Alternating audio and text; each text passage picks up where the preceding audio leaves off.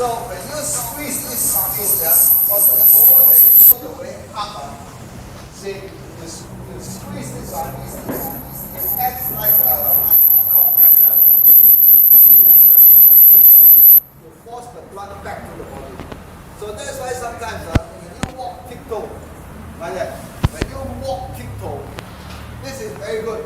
When you walk tiptoe for a while, like that, you cause the blood to go back. Or you stand at the wall. I'll show you one. Example here.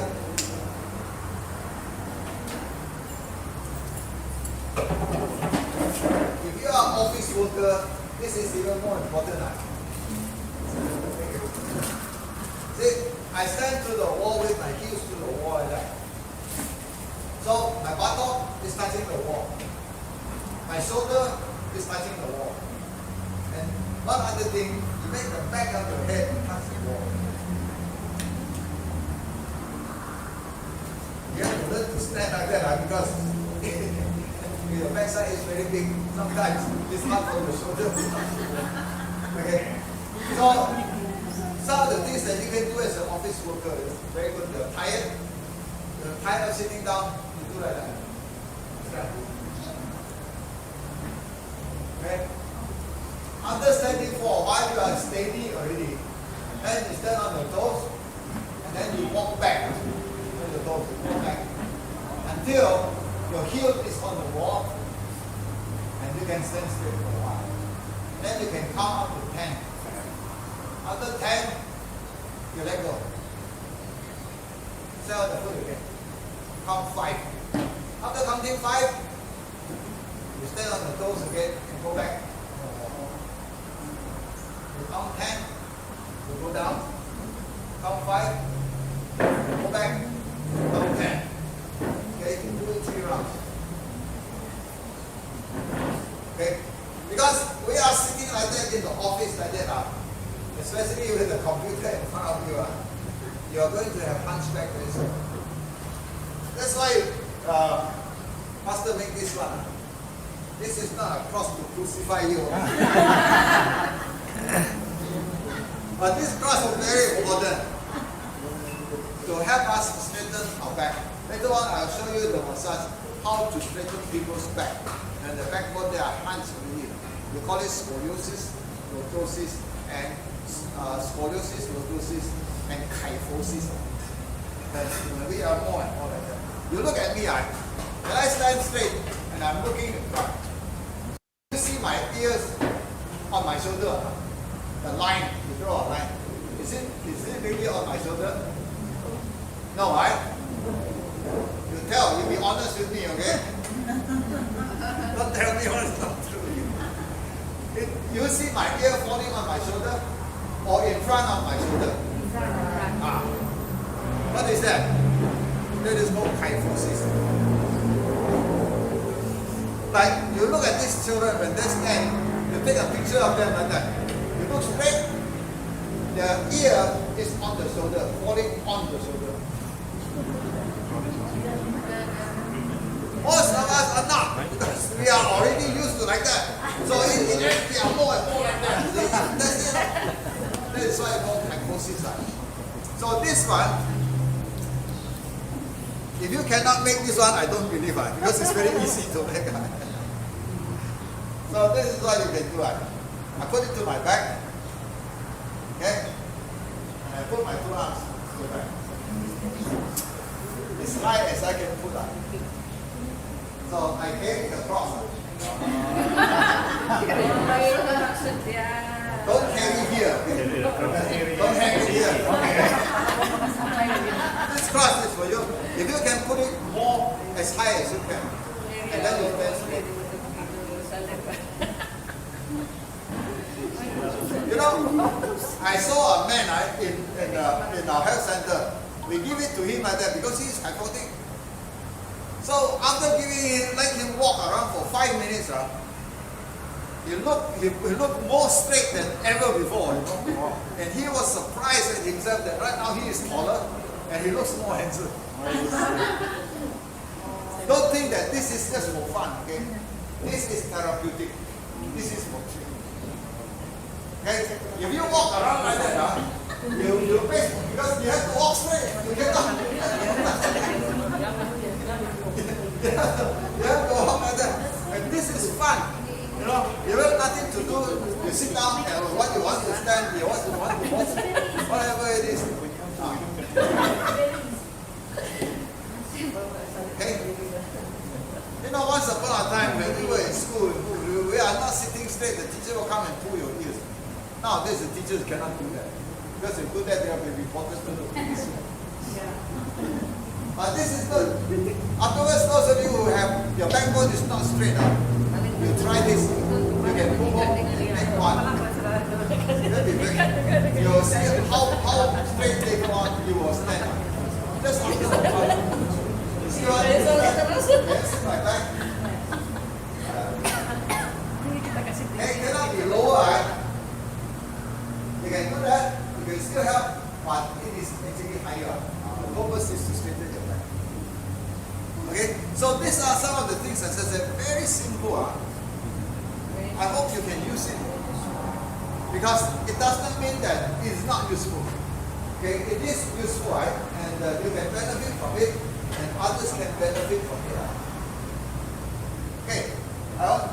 So this one, as I said, the way we carry our body has a lot to do whether our circulation is good or bad. Okay?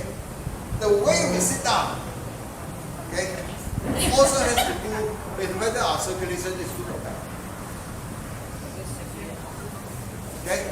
So, when we were small, the teachers used to tell us, stand up straight, sit up straight. No, not like that.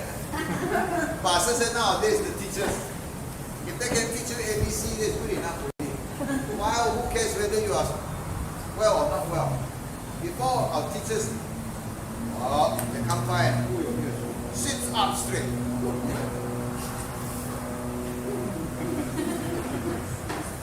You know, nowadays, no teacher is doing that anymore. They don't care, you know.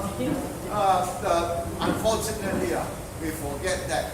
And so, more and more people have bone problems.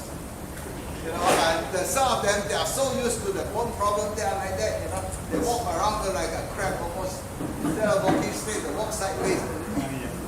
I tell you, these people, you help them. If they are family members, more important. If you see people, you help them. Help them, go home and make a cross and carry it. Not hanging here. Okay, this is simple idea. People might think that you are just fooling around, but you know the reason why. So, when your legs are tired, what can you do? The exercises you can do, I better show you some of these. Okay, if you are standing too long, like a soldier standing and he's standing for so long, standing and so long, what happens to his circulation? Slower and slower. Where is most of the blood? Because of gravity, a lot of the blood stays down. So if he is not careful, he will not have enough blood going to his head. And what will happen to him? He will kiss the ground. And he won't know it when he kisses the ground, I tell you. So what is their prevention? Those of you who have been army or Red Cross or whatever, you know this, what do you do? How do you prevent that? When you are standing so long in the padang and the sun is hot. Huh? Hey, how come? What do you do? You can squeeze the muscles in the lower leg and in your thigh by hardening those muscles. Hardening those muscles. When you harden those muscles, it will squeeze the blood in the lower leg up to the upper leg, up to the thigh, and back to your abdomen, and back to your heart. Okay? Other than that, some of them, they will take one step forward, they will automatically stand at attention, they step one step forward, and they will take one step backward and go back to their own position again. They have to move around. Okay? Other than that, if you are a teacher standing in the classroom for hours like that, you can always do a back kick. Like that. 1, 2, 3, 4, 5 like that. You know? 1, 2, 3, 4, 5. So you don't allow the blood to stay in the lower leg too long because it will become very acidic, and especially for you ladies, it will be very varicose. The blue-green veins will become bigger and bigger, and it will pain you, and you have to wear stockings just to prevent it from becoming worse. Okay, before you get it during your pregnancy, you also need to watch out because those veins can become bigger and bigger.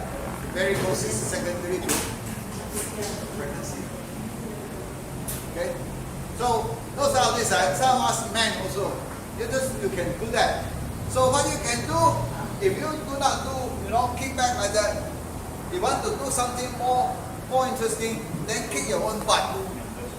You know how to kick your own butt? Yeah. Like that, like that. See? Now, as if I cannot even kick my own butt. See? Like that. Kick your own butt. You practice kicking your own butt. So those of you who are younger, I believe you can kick your butt. I'm not sure how many of you can do it. Have you tried kicking your own butt? Sometimes it's not easy. When I wear shoes, I can kick my butt. But I don't wear shoes. I can't kick even my butt. Yeah, kick the opposite side. Yeah, you can kick the opposite side. Try it. If you don't try it, you will be surprised, right?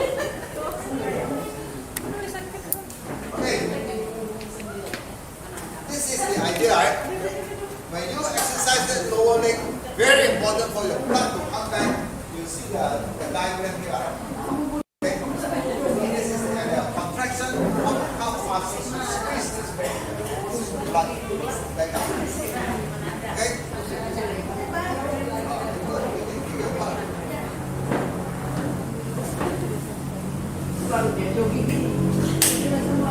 So where is this? Up here. Okay.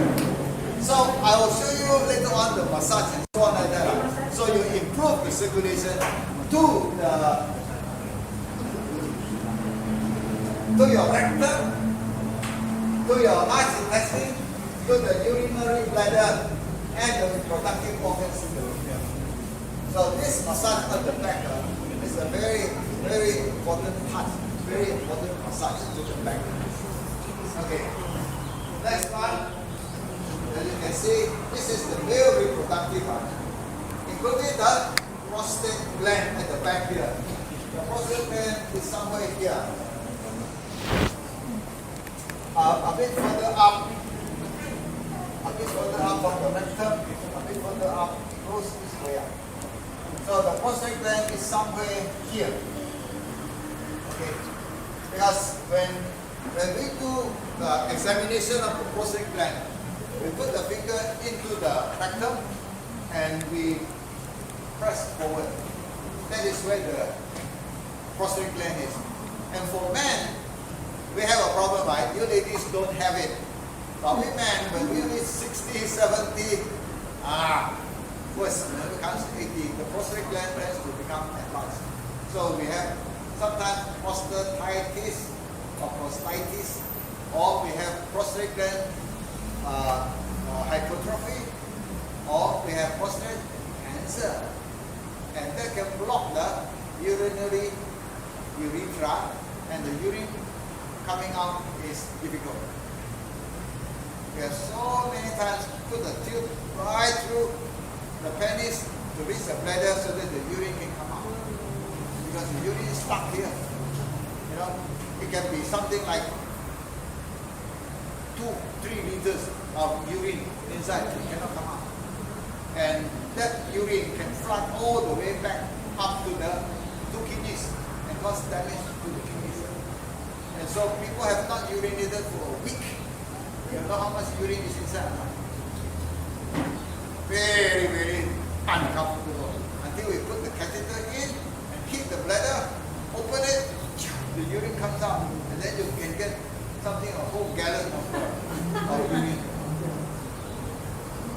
So this is the important line. So some of the massage at the back helps to open up the prostate gland. Okay. So some of the benefits we can do. Now I want you to see the spine. So we call the cervical spine from there up. This is the thoracic spine. This is the lumbar. Okay, and this is the sacral and the coccyx. So do not forget there are so many nerves, like 33 pairs of nerves that come out all together. So when you touch the spine, the backbone, remember you are touching a very important area. All the nerves, okay? The vertebral nerves come from there. And when you touch the neck, a while ago I forgot to mention, they are altogether 12 pairs of cranial nerves. All of those pair of cranial nerves that does not come down the neck are only a few. What are the ones that do not come down the neck from the brain? The one for hearing, audio. That sound, it does not come down the neck. It goes to the ears. What else? Your eyes. That one, the optic nerve from the brain ends up on the head. It does not go down the neck. What else? The sense of smell in the nose. It doesn't come down. It stays up on the head. Okay? What's the other one? The sense of taste. The rest of the other 12, altogether 12, this 4 doesn't come down. Okay? But all the rest come down to the neck. So that's why I said, a while ago I said, when you touch the neck, you are dealing with a lot of things. The blood supply, the nerve supply, they are all there. All the entangling of the nerves, the whole set of nerves are there. So when you touch the neck, that's why the neck is so important. You know, that's why the men claim I am the head, and the woman claim I am the neck.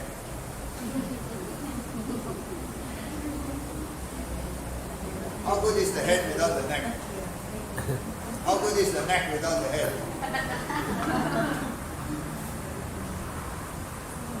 So you can see some of this, all the nerves in here. I give you the diagram, right? If you have time when you go home, then you look this thing this back, you can see. So this is where when you massage here, you massage here, you are dealing with the kidneys. Here. You see all the nerves there? Yeah. These are the ones that go to the two kidneys, I said T there. And then these are the ones that go down to the legs.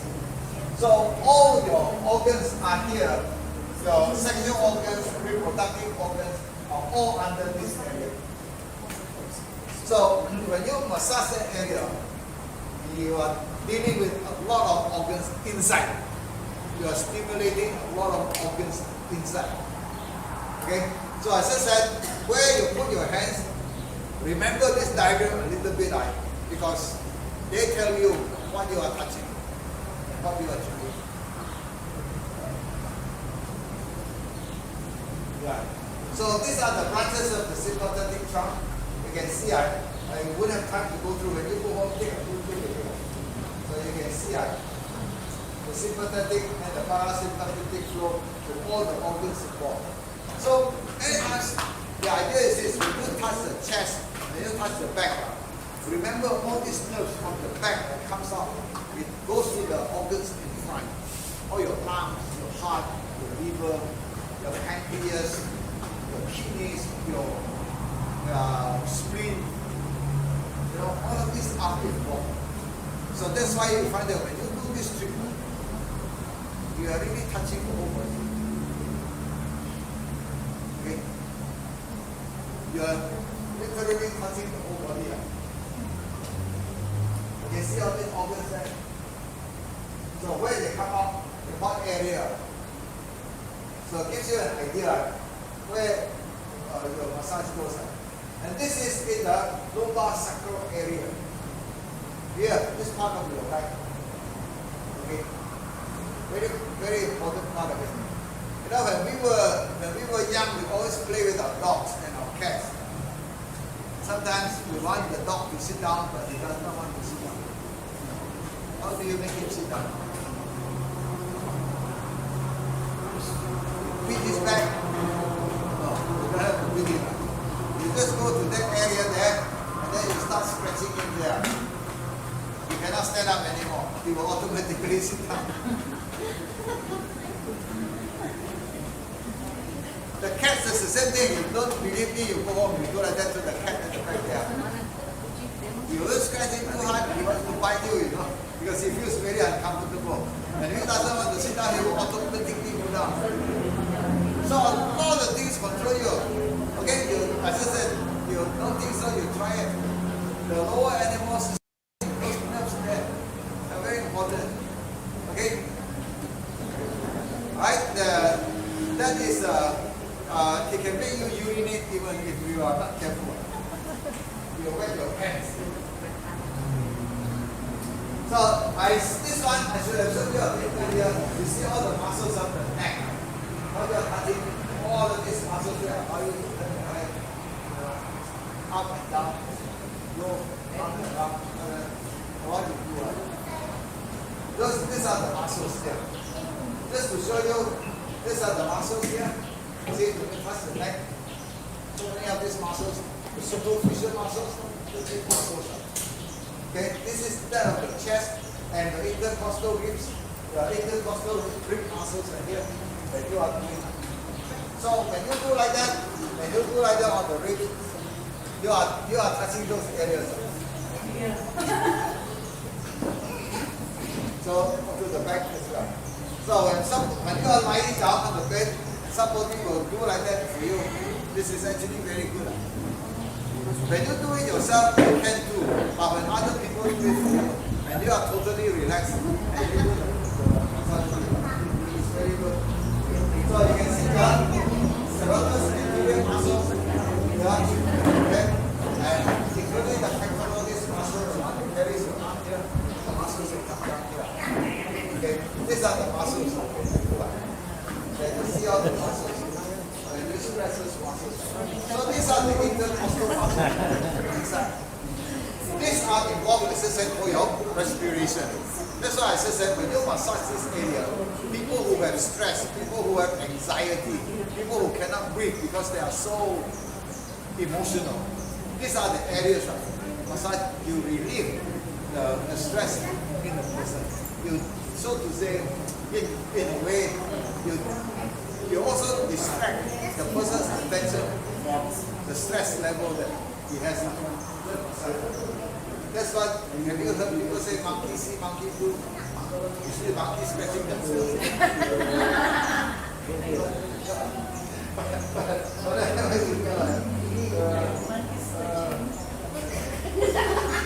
These are very important muscles. These are very important muscles here. The rectus abdominis. Now, when you have backache, okay, remember sitting up, standing up, this thing you carry the cross, all of these things can help you. But the very important thing is, when you have backache, it is not because your muscles at the back are too weak. It is because your muscles in front are too weak.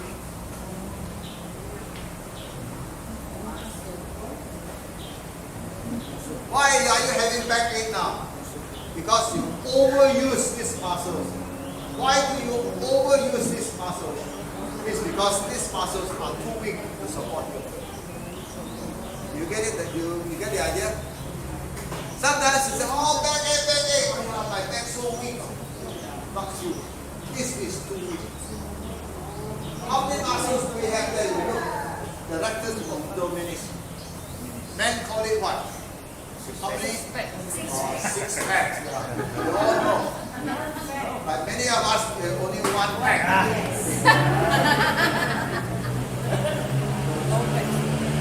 So when these muscles become too big, we overuse these muscles at the back. When these muscles are overused, they become tired and they complain. So how can you relieve your backache then? Huh? Make this one strong.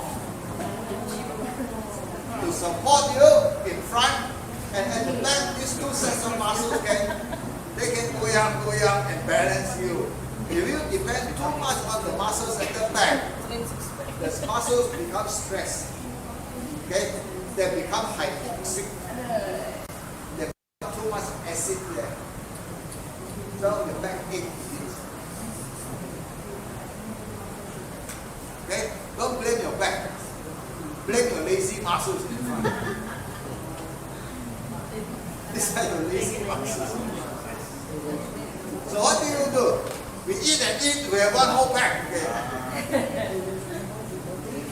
Then in the end, these muscles at the back have to carry the one in front, and there is no muscle to carry the front. So they run your back. Okay? So don't blame your muscles at the back too much. You have overused them. That's why you have backache. So you improve these muscles. Right? So we'll mention this as we go along. Very important how to improve those muscles. Okay? Now you ladies, you watch out. Okay? When this is what they call the linear oblong. That white line. When the baby is born, that line can easily be seen. As you and I grow older, that line disappears, something like that. But even though we don't see it on the outside, it is still on the inside. So when you ladies, you become pregnant and things like that, the linear oblong can become like this. Stretch. Okay? That can be stretched. Sometimes after the pregnancy, it will go back again, it will become one line again. Other than that, it will be stretched. And sometimes the split even open and never go back. So whatever it is, okay? I know nowadays our mothers don't have so many children. Not like my mother. She had 8 pregnancies, or 9 pregnancies, or 10 pregnancies. I don't remember how to count. But anyway, 8 of us were alive. Okay? My family, my father had another wife. We are all living under the same house. And we all grew up, 13 of us. His second wife has 5 children. They all grew up together as brothers and sisters, half brothers and sisters. So I have an older sister who is born in almost the same month as my half brother. And I have a half sister. She is only 10 days older than me. So my father very wise. He make the 2 babies pregnant so they won't quarrel. The stomach is full, the stomach also full. Nothing to quarrel about. I'm not sure what he was thinking about. But that was what happened. So my sister, half sister is same age as me, but she's 10 days older than me. So next year we are going to have our 77th birthday together. We are going to celebrate our 77th birthday. Anyway, hopefully I'm still alive, right? Not like the election people just before birthday and Marty got home. Okay, anything can happen in this world. Come on. Okay, so think of that. Okay, these are the muscles at the back. Now, this is the one that I will demonstrate. And what can we do to strengthen the muscles at the back? If you have people with backache, you need to teach them this. Not only treat them, okay? But after treating them, show them what to do. Okay? It will be your kindness to them. It will be your real kindness to do them. If you only treat them and do not tell them what to do to prevent themselves going back, to the same problem. Your work is only half done. Half done. So you want to do half a job or you want to do a full job? Up to you. It is in your hands. It is in your hands to do that. So these are the big muscles, right? This is called the gluteus maximus. Okay? Right? Sometimes you ladies, it's not because the gluteus maximus is very big. It's because you have a lot of fat underneath. Underneath. But importantly, these are the muscles you want to strengthen. I show you another picture or two before I finish. Okay? Muscles of the back. See that all the muscles of the back. All that you need to go. Okay, I think this is the last one. Okay, so now I finished all of that. I will do the demo now. Number 13. If you are hungry, you can eat. I want to start. I want to start showing you the treatment of opening the circulation in both arms and the legs and the feet. Okay, so I want to have a guinea pig here. Okay, big one.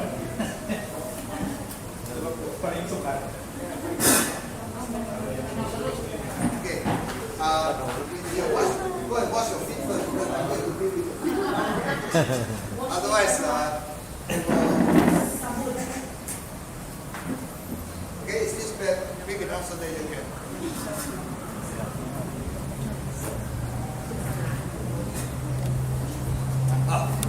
Anybody has tissue paper here? Or the toilet has tissue paper? I can find this way. How to that we can. Well, thank you for bringing this bed. Right? These are treatment beds, or they often call it massage beds. Right? But we use it for treatment, not just for massage. The person, the guinea pig will benefit the most today.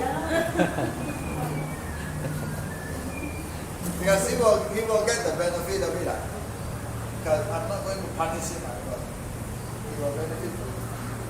I don't know how much it costs, Pastor.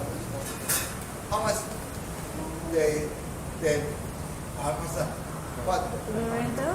Rental? How much did they charge you for rental? I said, I do not know the bill yet. Settle the bill later. Yeah. This kind of bed, most of it costs about between 4 to 600 ringgit. Yeah. Between 4 to 600 ringgit. Yeah, some of these are cheaper ones, look lighter. But they are not so strong. If you want to use long, then you need to have strong.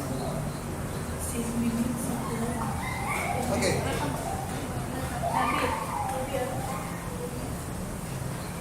So, do you want to pair up? Who are you going to work with who? Or work with your husband or work with your wife or whatever. And those of you who your partners not yet, can you gang up with somebody? Because you need to do it to each other in the learning the technique.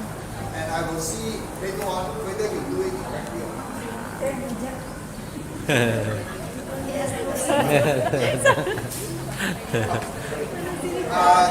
This one you're supposed to be here, but Si Rumis belum lagi siap homework ya. Okay, put your head on this side. I want you to sit down first. Sit down first. Here, this side, so that they can see you. Okay, we often do as a church. We often pray before we start the treatment. Always go with prayer, because as I said, what we are doing, we can't heal anybody. Thank you, Pastor. But we are facilitating and providing the right condition for God to do the healing. So we are helping, and God is the healer. We are not the healer. We don't claim to heal anybody, but we will treat the person so that the healing can take place by the grace of God. Let's pray. Our Father in heaven, as I go through some of these treatment modalities, dear God, I pray that what my dear brothers and sisters here can learn by watching and practicing, you will bless them with a pair of hands, a pair of eyes,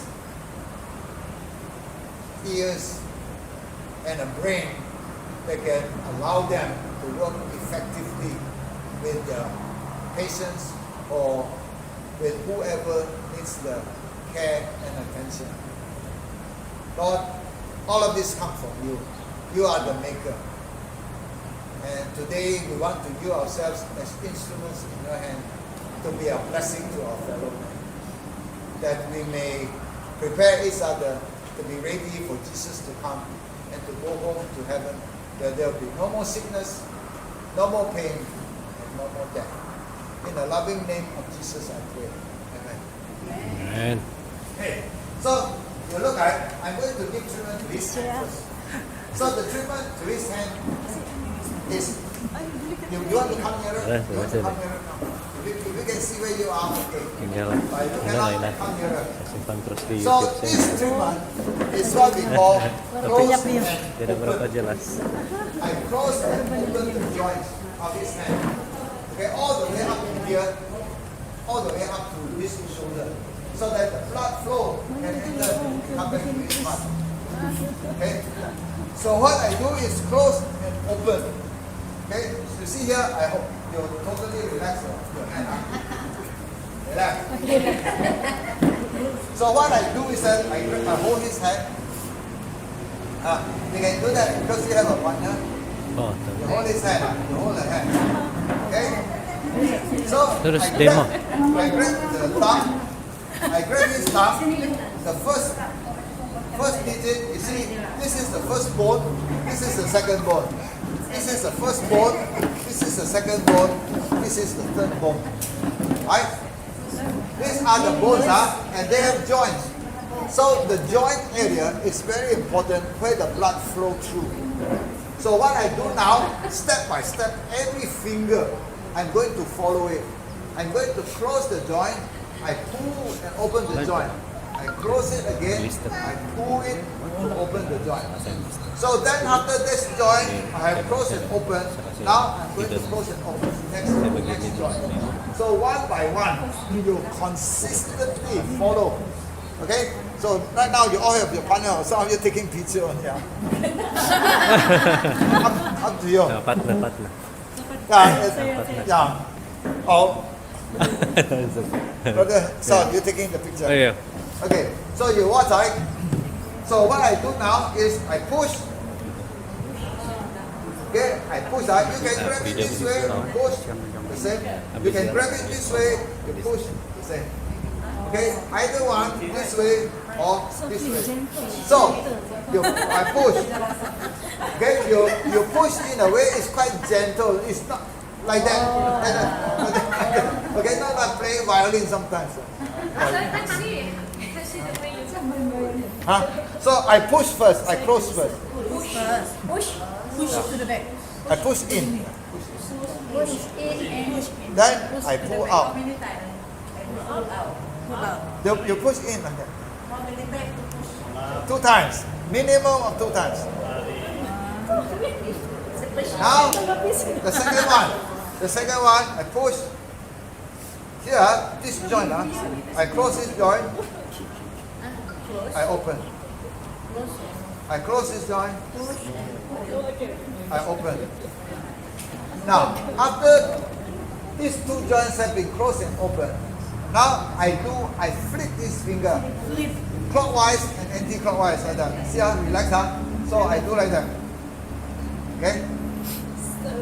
Okay, like that. 5 times, and you go backwards 5 times. Okay? Now after you finish that, now you grab the finger for the last time. You pull this joint.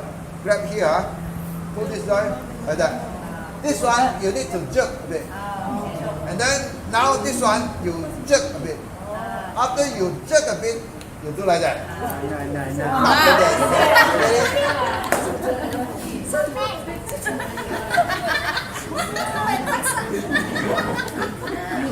okay? So that is, now we consistently do that. So I go to the next finger. Close. Open. I close. I open. Okay? 2 times. Now I grab this finger. I close. This one, this joint. So if his hand is big, then I have to do this. I close. I open. You cannot do it too fast, because the blood does not flow very fast. That's why you have to follow more or less the certain timing. Close. I open. Okay. Now the last joint. I close. I open. I close. I open. Doctor, excuse me, can we use something like ointment or lotion? Cannot, because if you do that, you cannot grip. Oh. This one, our treatment here that I'm showing you is no olive oil, no coconut oil, no pig oil. Because it's hard for you to grip. Our kind of treatment is hard for you to grip. You don't. So now I will do the same thing. So I move this joint, right? So I will do 1, 2, 3, 4, 5. And back 1, 2, 3, 4, 5. So this joint is completely open, both up, down, side, also buka. Okay. So I grab hold of this one. I move this joint now. The same.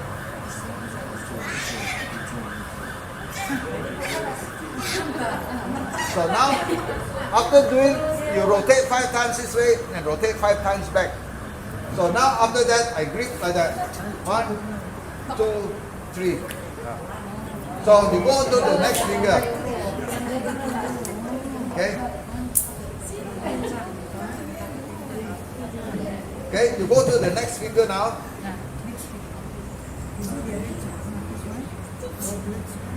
If you see the finger that you have treated, the finger will be more red already. Because you open and the circulation. Yeah.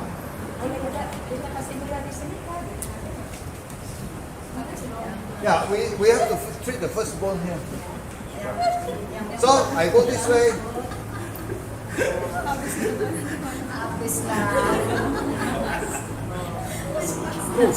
Pull. Okay, then the next finger. Okay,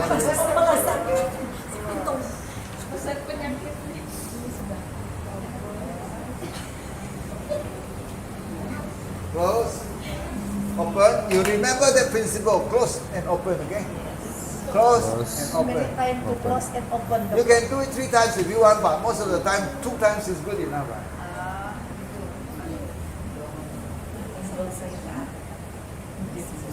This is very simple to start with, Everybody can remember this one, I'm sure. 1, 2, 3, 4, 5. 1, 2, 3, 4, 5. 1, 2, 3, 4, 5. 1, 2, 3, 4, 5. So I pull, like that. So this one, close, open, close, open, close, open, close, open, close, open, close, open. So now, 1, 2, 3, 4, 5. 1, 2, 3, 4, 5. 1, 2, 3, 4, 5. 1, 2, 3, 4, 5. Pull. Okay. So now I finish all the joints here. All the joints open. You can see the what was any difference between these 2 hands? Lighter. So now, once I have opened up this circulation and moved the circulation up, this is what I will do. Yeah, like that. You see my 2 thumbs on top of the hand? Like that. You go like that. Okay, go up. You push the blood up. push the blood up, okay?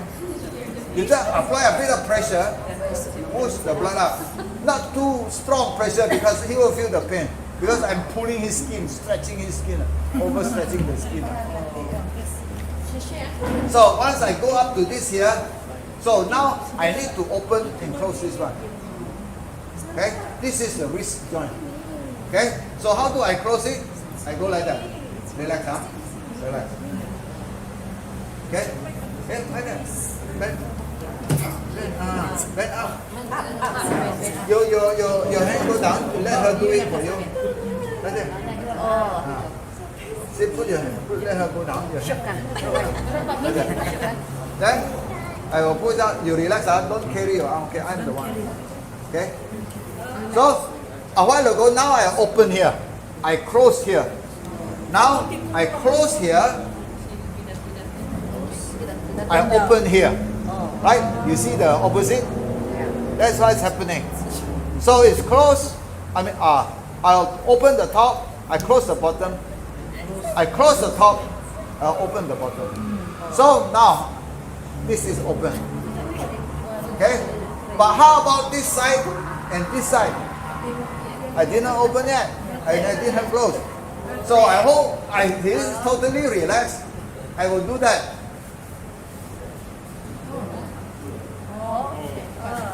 So now I open the whole arm. I mean, not the whole arm, sorry. All the fingers here up to the wrist. Okay? You get the idea now? You get the idea now? Yeah, so you are following me, huh? I hope you will not forget it when you go home. By the time you go home. Like that. So when his arm is very relaxed, you see that?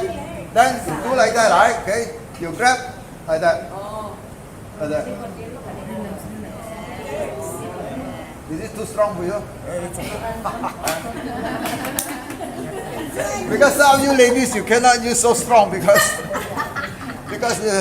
then they will feel the pain. Okay, now I have opened up over here, okay?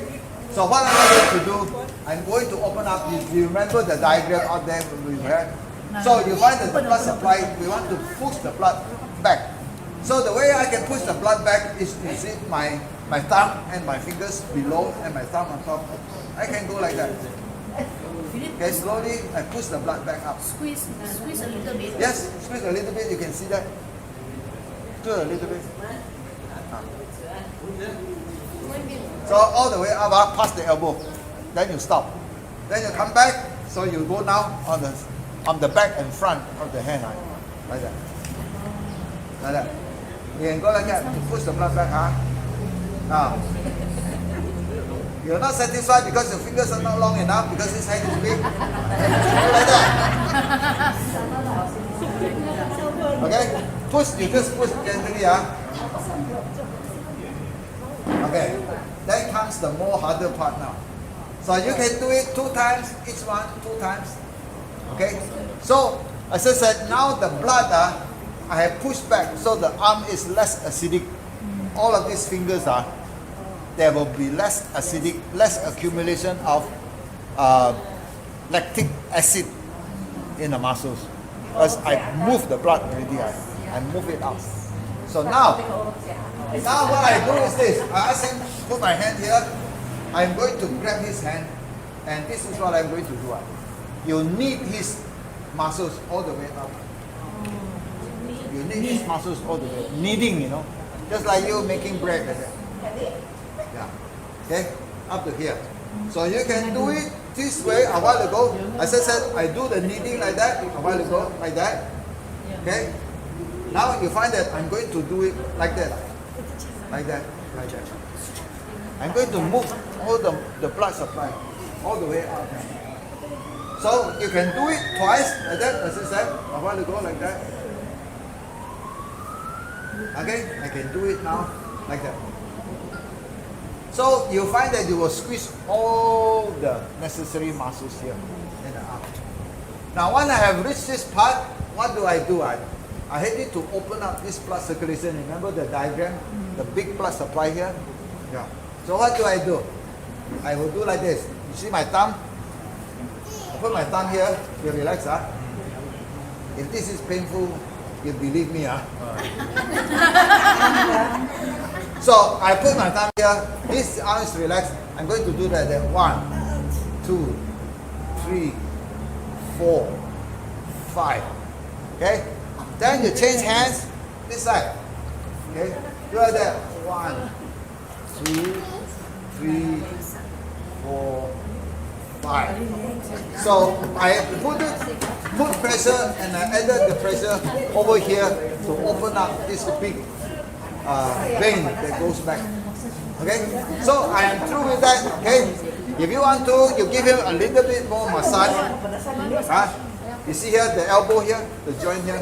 You give him a bit more massage here because the sciatic nerve passes by here. I mean, your ulnar nerve passes by here. Okay. So now I have opened up this one, close blood supply. What I can do now is I can hold his arm. You see this hand at the back. I bend his arm. This one I'm holding his arm. So what I can do is I can push. So I can close this joint, elbow joint. Okay. I move it. I can push, close, and then I pull. Open. Okay. I close. I open. Okay. So in this case here, you finish the lower arm. When you finish the lower arm, then you go on to the upper arm. So in the upper arm, you do the same thing like what I did down here. You can do this way, all the way up. All the way up, okay? Okay, you can do it all the way up. Two sides, yeah. Yeah, this guy is pretty good. I don't see any bumps along here. So a lot of people have a lot of bumps like that, like knots, you know. But this guy completely good. He doesn't have any. A lot of people, I go through the arms, oh, there are a lot of below there, you know. Like me. Like stones or something like that inside. What is that thing? A lot of knots, so most of them is because the circulation is no good and it's blocking, yeah. Because of circulation. Yeah, okay. So the next I'm done. Now I'm up on the shoulder. So I'm bringing back the circulation up to the shoulder. Okay. Now very important here, the big arteries, remember, that pass by here. The big arteries here. Okay? If you feel gilly, then it's good.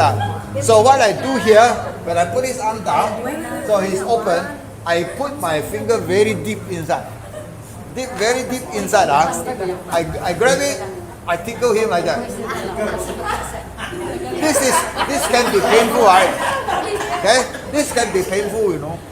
So I grab deep inside. So you find that these muscles are here, you grab against it. 1, 2, 3, 4, 5. Yeah. So I open up his muscles here. His blood supply back now, back to his heart. Okay? So to loosen this shoulder, are you okay? So to open this shoulder, you see my finger, my thumb is here, right on his shoulder here, and at the back here. So I grab his hand. What I want him to do is to move. 1, 2, 3, 4, 5. 1, 2, 3, 4, 5. Okay? Now, this arm, okay? So we do this because we love you, right? In spite of the pain, right? Okay? You comfort you. Now you raise this arm, you see. Okay, now you raise this arm. Which one is heavier? Which one is lighter? Oh, now you know. Because when you do it right, you have improved the circulation, so you will need less energy to carry this arm than carrying this arm. Ada seorang dokter, Yeah. ada memudahkan dia silap satu pola tempat. Lepas itu dia begini, dia pergi jemput saya. Saya bilang, leg sudah di sini dia. Apa yang harus kita buat? Leg, Mungkin saya tidak tahu. Dia injet, yeah. dia silap ambil ke bola. Jadi apa boleh kita buat? Yeah, bola tampar.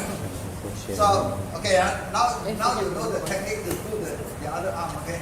I want to do it for you so that you can, when you treat the arms, make sure you treat two arms together, one after the other. So the one is, if there is blood clot, or what, like happened yesterday, you cannot massage, you cannot do it too early. What you can do is, you can take warm water, put it into warm water. 10 minutes, hot. 1 minute, cold. Back, hot, cold. Back, hot, cold. 10, 1, 10, 1. 3 times. You 10 minutes, so in other words about 10, 11, 33 minutes like that. So what you want to do is the hot and cold is to reduce the swelling and the inflammation. First, then after a week or so, then you can start some of this treatment. Otherwise it's very painful. Hopefully no bone damage. If no bone injury, you can. Kalau di sini untuk bedak kan memang dia punya bone kan berinjury. Jadi saya suruh tu dulu besar. Kalau besar saya tidak tahu kalau ini bone saya. Jadi ada kecil lah. Yeah, the gel is only most of them is for pain and so that's why we are going to do some of this. That's why we are going to do some of this. Okay, now let's treat the other arm. So if you are both left hand and right handed, you can change hands. But if you are only right-handed, then you can't have it the same hand do everything, and then you will feel very tired. So when you do this treatment, for many people, you learn to use two hands, okay? Because you will become very tired yourself. Okay, one of the rules is protect yourself. No matter how enthusiastic you are to treat people, you better protect yourself. Otherwise, you yourself cannot. In the end, who's going to treat you? That's why I always believe in training people, so that when you need help, they can help you. If you don't train them, who's going to help you? You cannot be this kind of thing. In a way, you cannot be selfish. Right? You have to treat people and teach them so that they can, in the end, come back and treat you when you need the help yourself. Okay. So as I said, as a church, if all of us can gang together, we can do these things for each other. The church will be a happier one, actually, because we do not need to go and see the doctors for a little bit of aches and pains, because there are many of these things we can actually handle among ourselves, not like surgery. So now I'm going to do is, I close, same principle, cannot forget, I open, I close, I open. The second joint, I close, I open, I close, I open. I swing 5 times one side, I swing the other time 5 times this side. Okay? Swing, So you will loosen the joint, open the joint. So I finish that, I swing, I pull. I pull. So you jerk, you pull out and let go. That is to, what do you call that? Like, it is a stimulation. It's for the joint line. So close, open, close, open. I close, open, close. You just remember this principle. Close, open, close, open.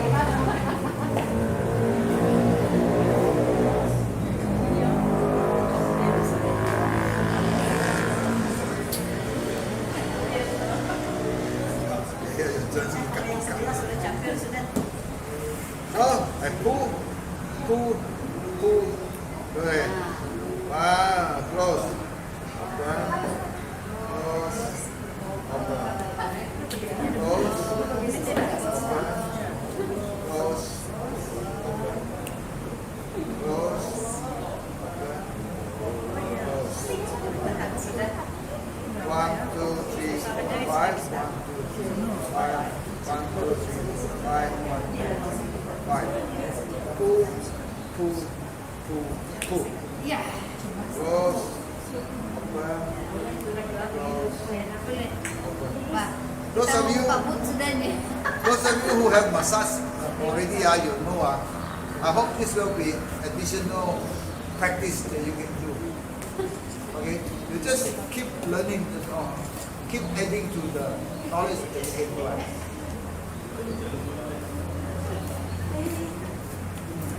Pull, pull, pull, pull. Close, open, close, close, open, close,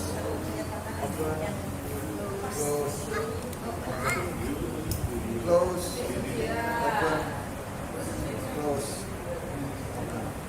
Swing. I think your fingers becoming more loose. Pull, pull, pull, pull. So now I massage your blood going up this way. Massage your blood going up to your wrist. Once I reach that point, I'm quite happy looking at your blood. Let's move. Okay. Then I close, open, close, open.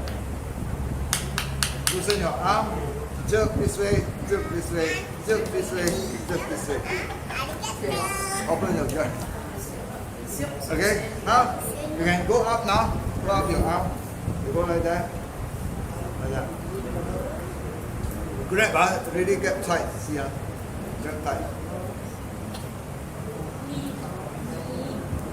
Okay, up to here. Then grab the side this way.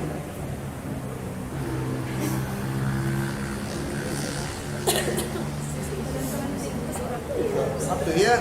What I do with your arm, I can grab it this way first. Slowly. I push. I twist your arm a bit. Okay. Close. Open. I close. I open. Okay.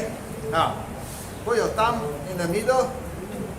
1, 2, 3, 4, 5. Is this side more painful? 1, 2, 3, 4, 5. Okay? You feel more pain here? Because I know it. when I bend your arm, I can feel it. So now I am up to here. So I go up the shoulder. Go up the upper arm. Up this way. This way. You press all the muscles to grab. Push all the muscles. So you end up here in the armpit. As I said, you put your hands deep inside. You relax. You grab 1, 2, 3, 4. You feel numb or not? Well, hit the nerve, right? So, okay. 1, 2, 3, 4, 5. So these are the areas you grab. So once I reach the area, good. Now I will hold his shoulder, the joint here where he moves, right? So it's 1, 2, 3, 4, 5. 1, 2, 3, 4, 5. So you comfort his arm after torturing him for some. Oh, terlepas guys. Okay, you can raise your arm now. Raise your arm. Raise your arm.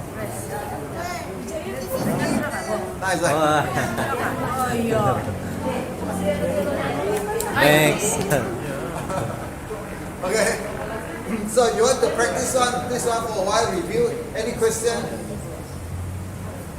You want to do for me? You want to So follow them, you know. Yes. Wih, practical terus, Rob. Barulah kau tahu. Ya. So, Dua kali begini. Close.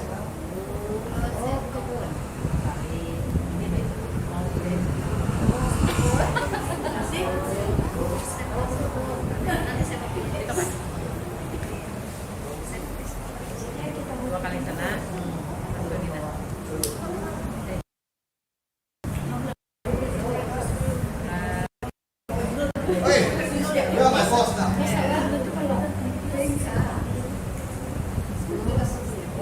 Push. Really push. Push. Yeah, correct. You can push straight up. When you grab it, you push straight up. Oh. But if you want to keep the job.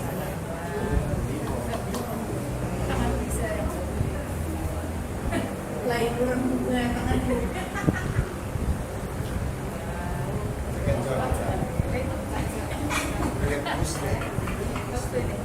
Otherwise, you have to grab my thumb. Yeah. Oh, okay. Yeah. Push straight up. Yeah. Push straight up. Push straight up. Yeah. Push straight up. Straight up. You push straight in. Straight up. Yeah. Oh. Yeah. Now straight in.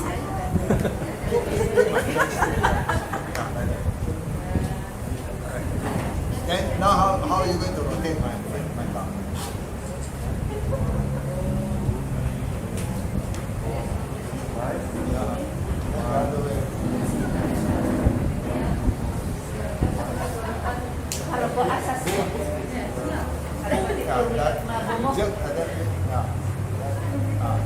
Then put the hand. Yeah.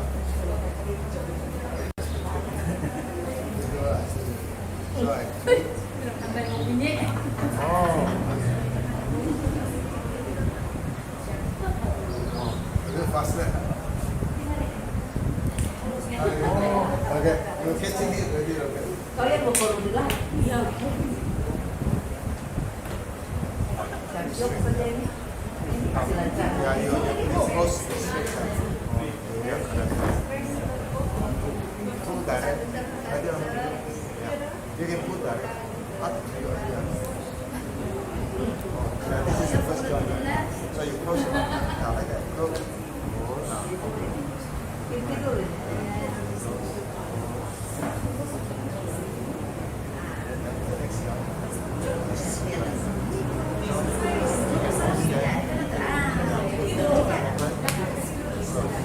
Close first.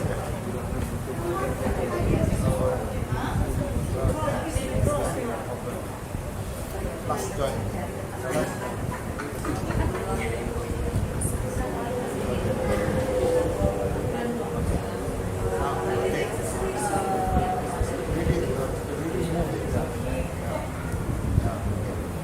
Kalau sudah ada muka pun sudah kita lain-kali.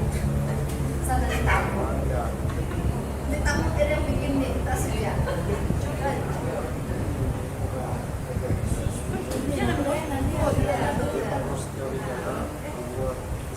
You just at least like 3 times a minute.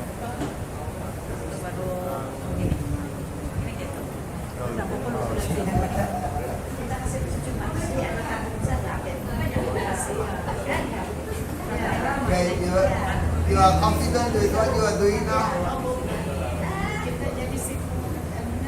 Boleh. Learn one at a time, because we go down to the legs first. The quantity is to push straight. In straight, out straight. Yeah, like that, yeah. Ini station tangan, next station ini.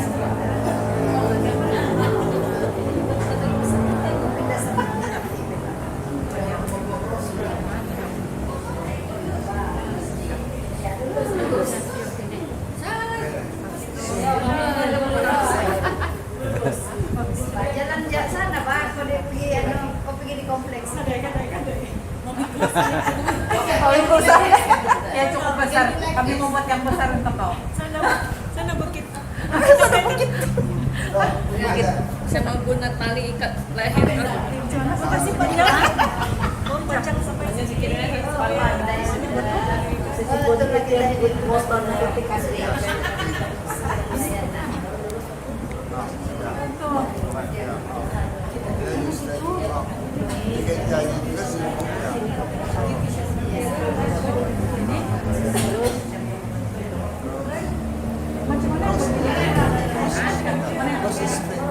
You can hold this finger.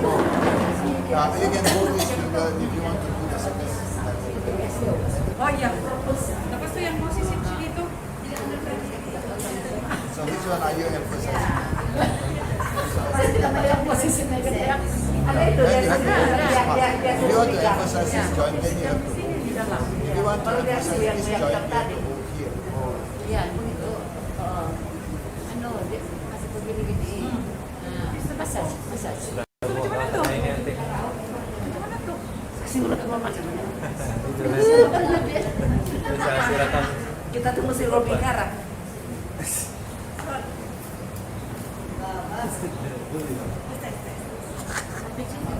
Ini sudah berapa? Senang tarik. Suruh tarik. Wah, dia pasti akan sudah. Kecuali kalau Iya, nggak mau. Sal, kalau Ah. pinjam saya. apa itu? Semua seraya tulang saya. Oh, tempat Apa lurus lingkar? tulak kayak itu. You remember what to do? What is your partner? Tatik. You don't have partner there? You work with somebody who is free. You know what to do. Then you know how to do. If you know massage, you just Cermin. add Kenapa? to the ideas of Oh ya. the massage that you already know. Mau kasih tulak. Ada kan tuh yang pernah share di Facebook ya. You just have to practice it. And then you get more confident and then you get Oh more ya, share. Ya, ya. your movement and your treatment is more and more smooth. So I'll push my blood up. Ini kan. That's effective. The pressure is enough. Jadi itu begini. Begini. Let's say I usually let's say No, that's the blood supply is coming back. I mean, the blood is moving back. So if you push down, you block. so that's why you That's why you're going up. Tidak. Tolak tarik. Kita nih. Gini. Now you raise my wrist. So what do you do? Saya punya mobilnya salib. Pergi Golgota. Iya, mau mikul salib dia bilang ke sana. oh Not that. You open first. Open. Ah, Oh. okay. I relax my arm. Apa dorong bilang? is it over here or over here? This is joint is here. Oh here. So you know you put the further down. You raise Apa dorong bend. bilang? Pak, bikin aku You bend. You see the opening Tidak, here. dia bilang. Yeah. Some more. Yeah. Ya sini yang ada join. Not enough. Yeah. So you can grab my hand over here, like here. I do like that, right? So my fingers are here, right? See that out here? So I can easily do that. Nah. Sakit kah?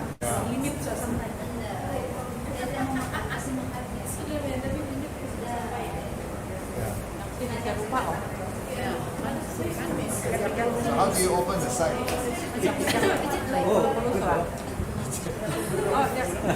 Sudah lupa nanti. So a while ago I do like that for you, right? Now I'm ready. I loosen up this one. So I loosen up this one. Ada sih ada orang kamu tadi. Itulah. Saya bantu.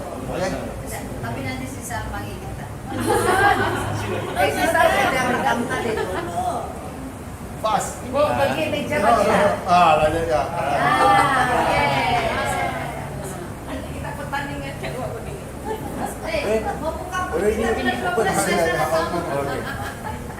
Mau ada mau batang penyapu kita bikin. Ini lagi Pak. Massage. Ini massage for snoring people. Iya, massage That one, Macam mana? no, there is So, yeah. So you a while ago, now you take this. A while ago, you do this way, right? Now you can go. What do you call that? Yeah, side again.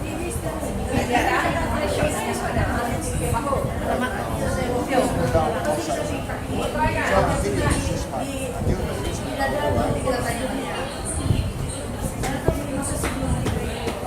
So it's up to you to do how many times until you are satisfied that the blood has moved up. Yeah.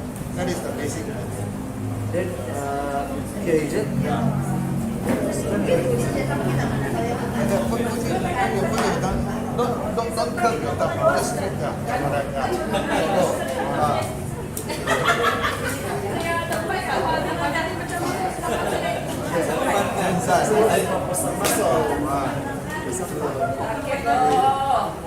Masih. Go up.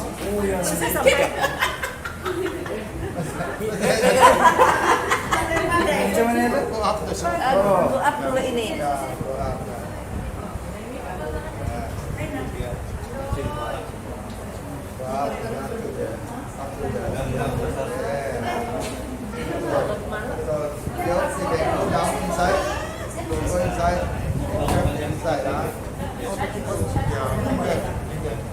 Macam Mr. Lim dah mau mencat jauh.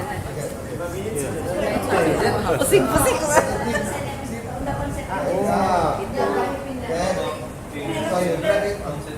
Ini booking ke lah Sifu ni.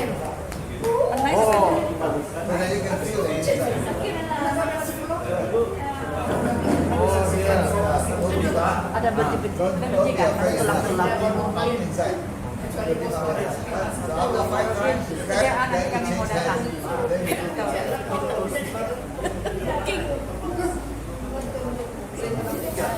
Raja Samantara Pantai. Kerja dengan siapa?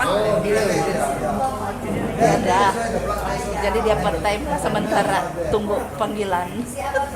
Dia mau pindah tempat ya? Panggilan pangeran. Pangeran. Panggilan untuk apa ya? Tidak tahu pergi mana. Mana pergi? You know where the joint is, huh? Oh. Here is it? Ini. Yang Press it down. You put your finger across. oh, ya. Sini. So, Oh, dia bilang sini. that's the belly there. Yang ada tulang sini. Not enough. Ini ya. The pressure not enough. Ay, punya siok. Silakan. Pressure. Ya, pegang. Grab it. Tutup ya. Okay. Ya. No, okay. If it's correct, you will feel the pain. Ini lah. Eh, Can move. Only when you move, you feel the pain. Not enough. So you grab, you see. I grab. Not enough. My press is not enough. Walau my tangan is sakit already.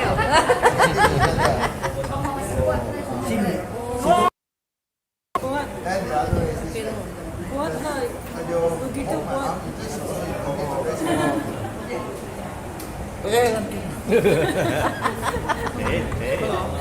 Actually straight up. Straight from my body. Oh. A while ago it is like this side. Back down, back down. This one is up.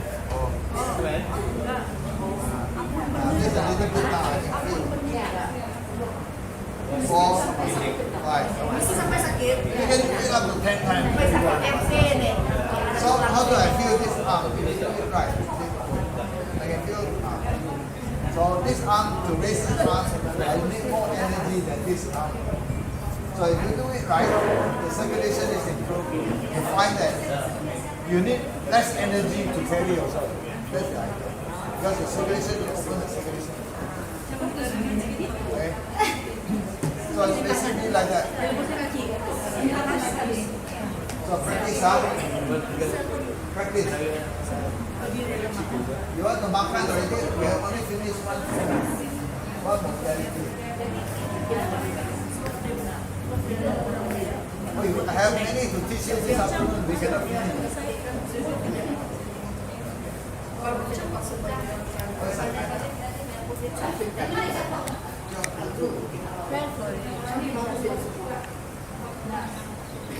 Siapa akan beli makan? Petangnya dulu banyak. Tidak sempat nanti. Aku masih mau kaki.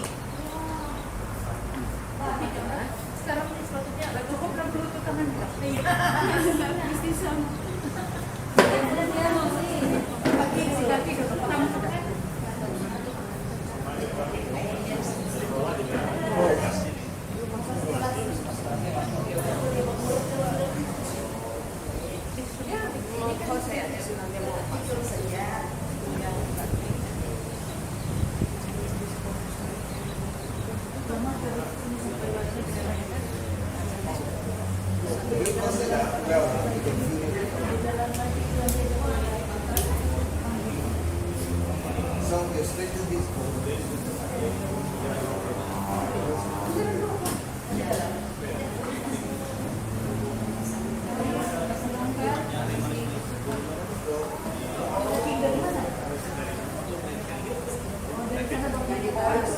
Kelihatan dari sini ya.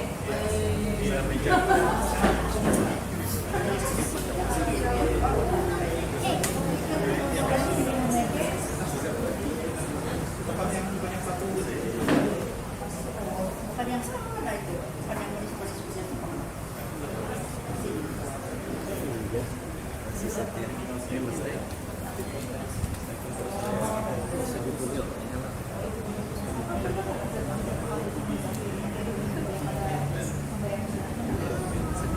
First time you're doing it, you have confidence and you better, you know how the bone goes.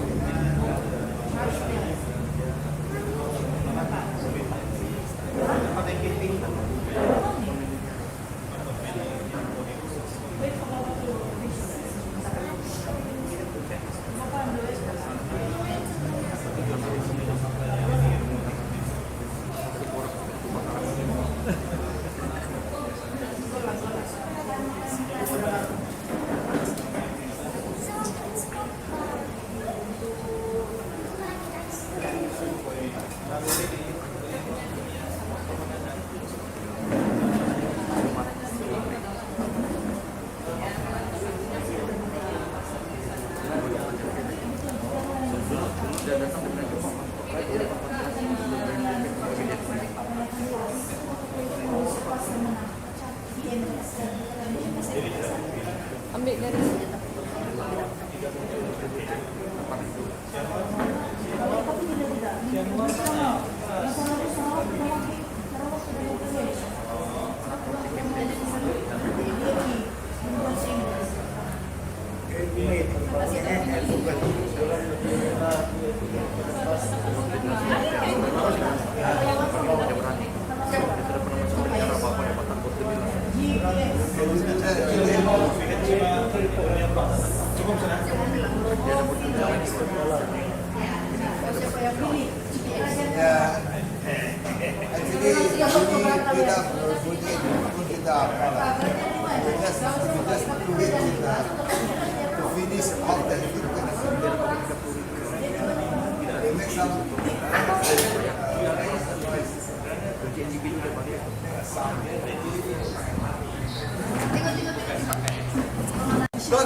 God has put these muscles here for good purpose. And to supply these muscles, don't forget, they have big blood vessels going down and big blood vessels coming up. You remember I mentioned to you, the blood going down might not be a problem. Okay? Listen carefully. But the blood coming back is a problem. So how does it affect the blood going down if the blood coming back is a problem? Have you seen people with swollen feet? Yes. Big foot? Yeah. Then they have what you call edema of the legs, swollen legs. Then what happened? So the patient have a enlarged heart, or the patient have a failing kidneys. Yeah. They have this problem. So all that they have, so the circulation down and the circulation coming up are just as important. So if the circulation coming back is slow, so what happens when the blood going down cannot find its way back fast enough? What happens to the legs? As I said, it will be swollen. You have people called edema. So how do you know? You press it and you let go.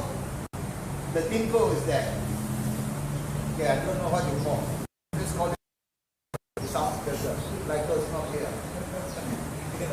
But then you see the swollen. Why is that so? Because the fluids are stuck down there and cannot come back fast enough. So you cannot say, well, going down is good and coming up, never mind. It cannot be. Going down has to be good and coming back must be good, or else we are going to have trouble. So like varicose and so on, like as I said, you ladies, when you get pregnant and the baby is so big already, it's sitting on your pelvic area so heavy, your big blood vessels coming back is passing that area. And so when the head of the baby is already down, it's pressing on that pelvic area, then the blood flow coming back will slow down. And that's why you find that you ladies will have swollen feet by the time you deliver. You understand? So these are the symptoms. So that's why we encourage you ladies, when you lie down in the third trimester, is to put your legs up when you lie down, or when you sit down, is to put your legs up.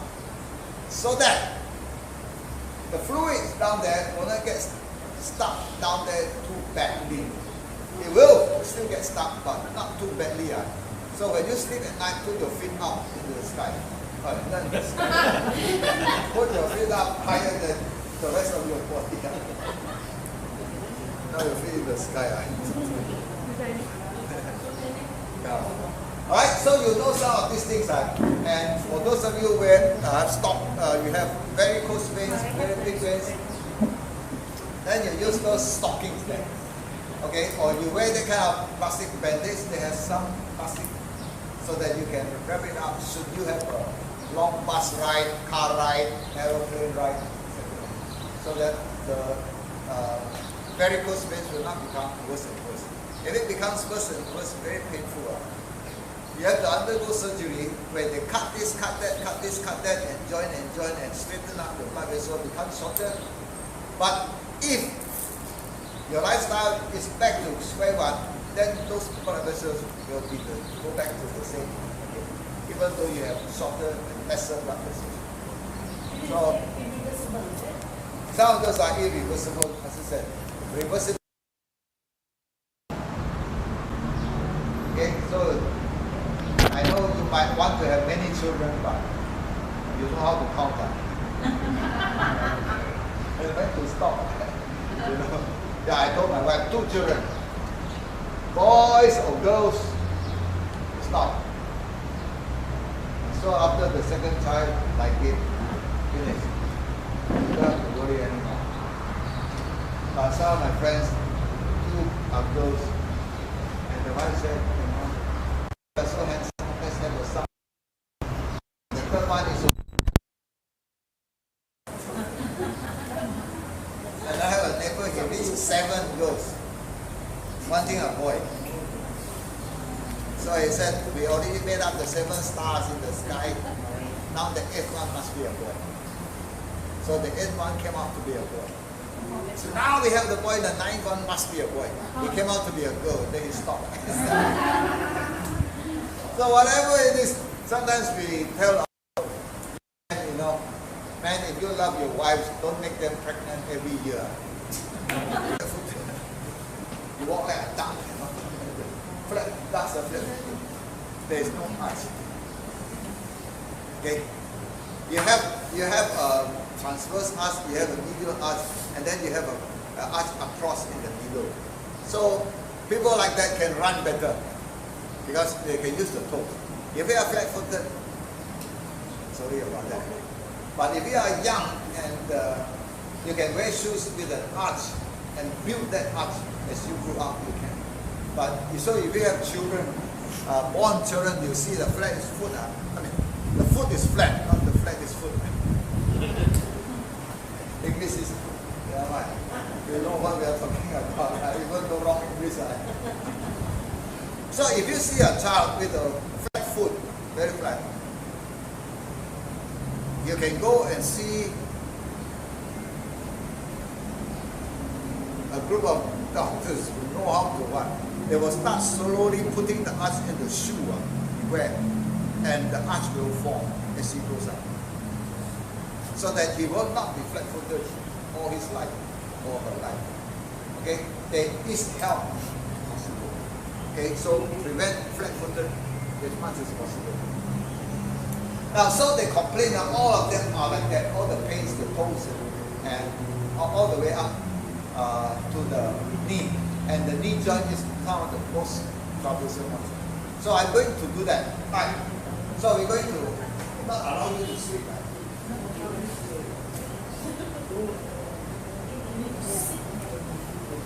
Right? Lie down. On your back. Lie down on your back.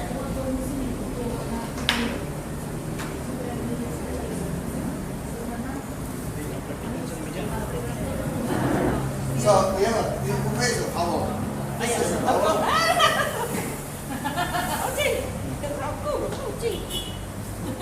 Thank you. Okay.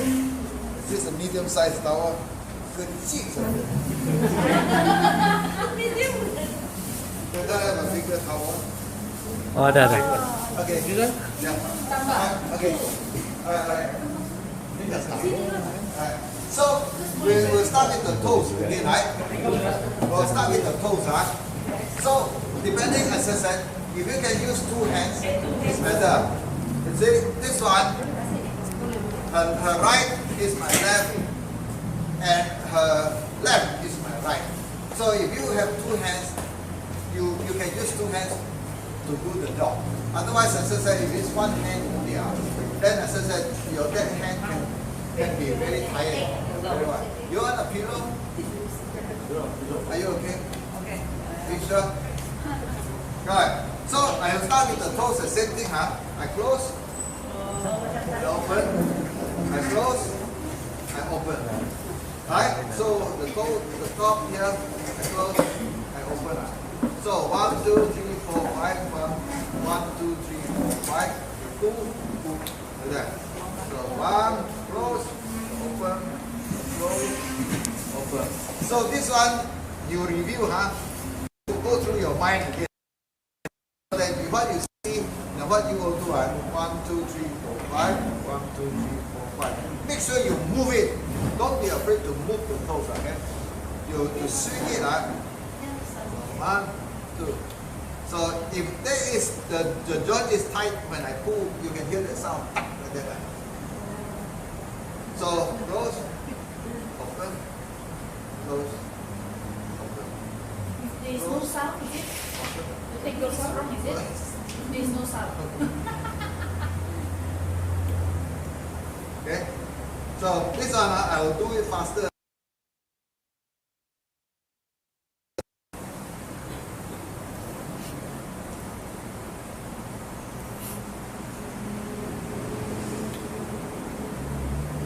You just learn your technique, right?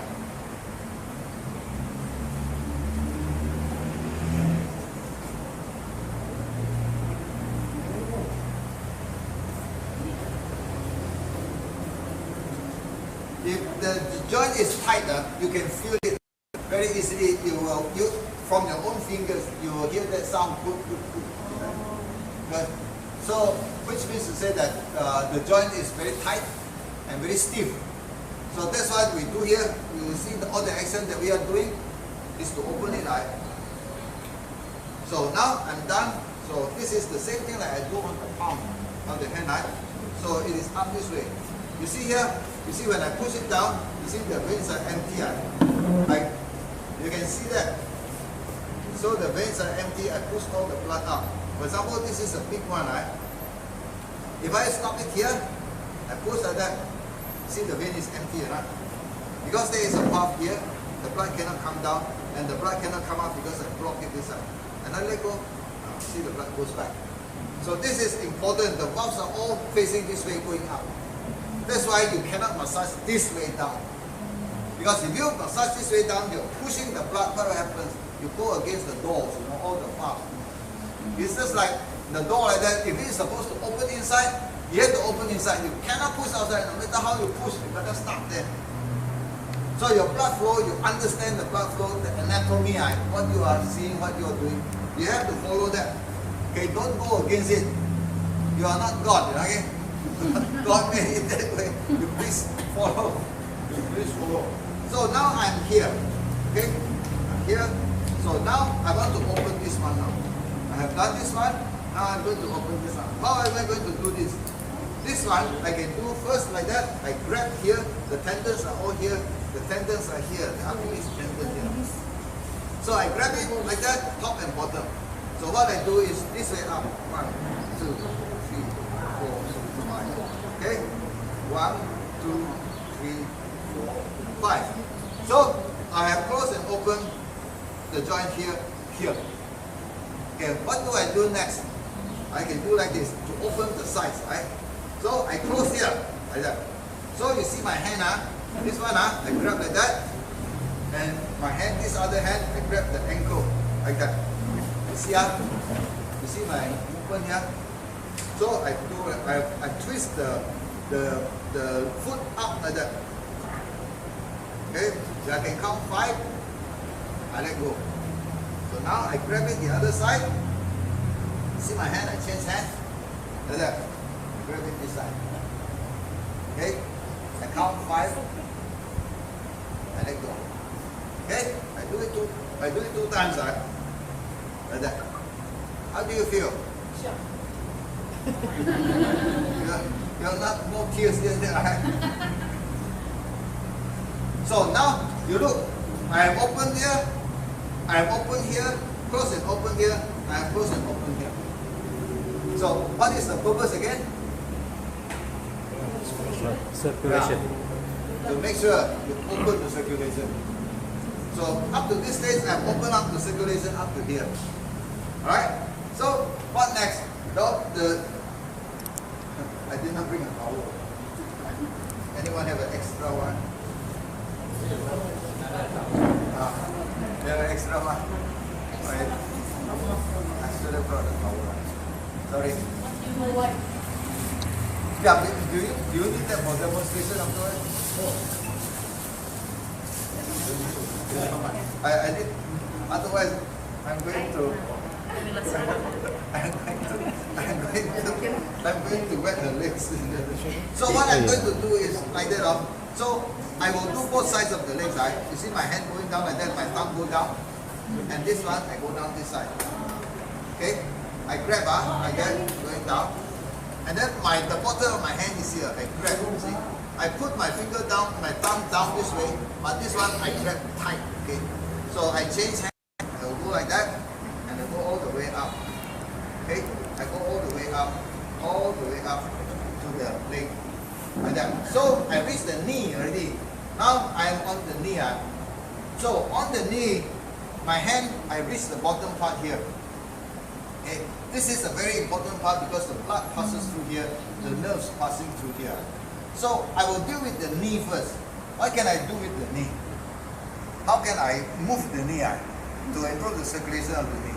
So one of the things that I can do is like this. You cannot see this side.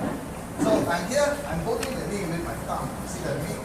I'm holding my knee with the thumb like that. 1, I'm pushing outside, right? 2, 3, 4, 5. Then I put my thumb back this way, I'm pushing 1, 2, 3, 4, 5. Right? So now I can do, I have pushed this way, now I can pull this way. See, just above the knee, kneecap, I push downwards. 1, 2, can you see the movement here? 3, 4, 5. There's a lot of piku sound here. Okay, then I push upwards. 1, 2, 3, 4, 5. As I said, the kneecap is very important. The complaint on kneecap pain is very, very often. So now I have done that, right? So what am I going to do? I was massaging her kneecap. So I massage her kneecap. I can go cross like that. Okay, cross. I can go up and down. I can go anti-clockwise. Okay, and I can do clockwise. So I finish with the knee. Okay, you see the movements. As I said, these are very basic movements that you just combine the movements. You can improve that. So I have done all of that. This way, that way, this way, that way, like that, like that, like that, like that. So I finished all of that. So those tendons, there are 2 tendons like that holding onto the kneecap. The kneecap is on top, This one holding it, this one holding it. This is the cap on top. So what I do is I stretch it this way, I stretch it this way, I stretch it this way, I stretch it this way, and I roll it, and I roll it. Okay, so this is where you can improve the circulation to the knee. Okay, so after I finish that, the other thing that I can do now, I will open out circulation below. What can I do with the circulation below? I do like that. You see my hand here, this one. I put my hand below. You can see, yeah, under her knee, you can see, I mean, from your side, you can see my finger there. So this is what I do. I bend her leg against my finger. 1, 2, 3, 4, 5. So the other one, like that. Do two sides, 1, 2, 3, 4, 5. Okay, so that is up to the knee here. So and up to the foot. Right? This is up to this place. The circulation here. As I said, for you ladies, you can do like that. Put the groins here. So once you are here, what you can do is you push her legs up this way. Put the groin here. Then what you can do is this side. You bend her forward. Bend her forward like that. Okay? After this, you put your hand here on the knee. You rotate her like that. 1. Okay? Then straighten her leg. 2.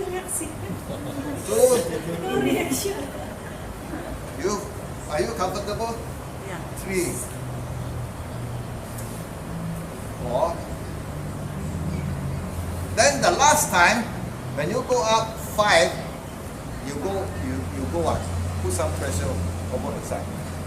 This is going to stretch the sciatic nerve. This one. This is a very important nerve that you have to stretch it out. Okay? So that is one leg. Come and do for her this leg. I want you to what is this? Start from the toe. Yeah, start from the toe. Yeah.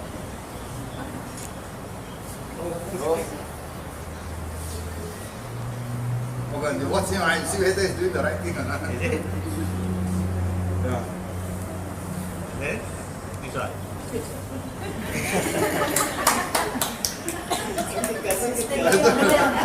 Jangan lupa diremas tiga. Okay, second one. Try. Push, close. Close first, no. You close first. You push her there. You close. Push her there. You close. Then open. Close. Then open. Now you come to the second one. Then you close. You open. Close. Then you swing. 5. 1, 2, 5.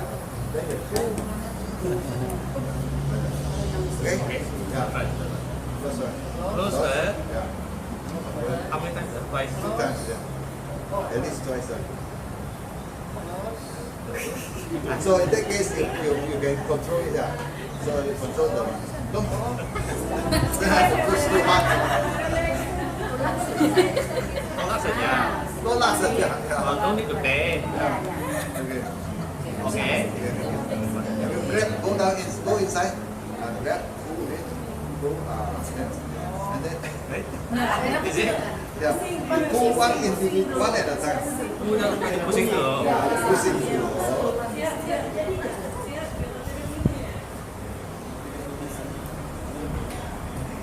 Good. Now you pull. You pull the inside one first. You grab the inside. Grab the inside. Grab the inside. Okay. I grab the inside. This is the bone one. I grab the inside. So I pull. Then I go out in the second one. I pull. So I pull like that. You pick it up like that. So you try this one. Close. Let's just remember the principle. Close, open, close, open.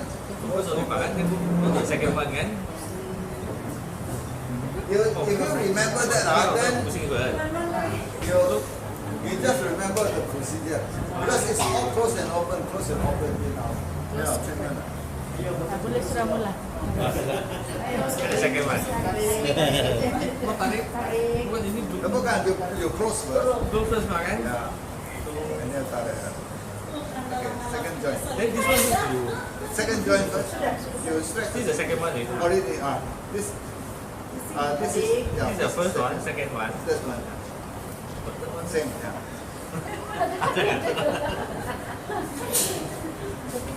Just like, Okay, after that, you swing it. swing this one first. Yeah. 1, 3, 4, 5. Then 1, 2, 3, 5. Come on to the next one and swing it again. Yes, good. You're getting it now. then the third one. Yeah. Itu So a little bit the exercise is really important.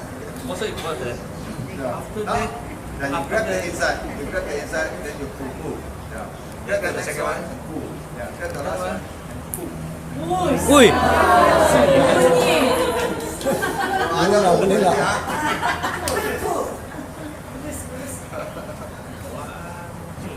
This one got how many? Two. 3 also. 2. Oh, 2 only. So you have to know your anatomy a little bit, right?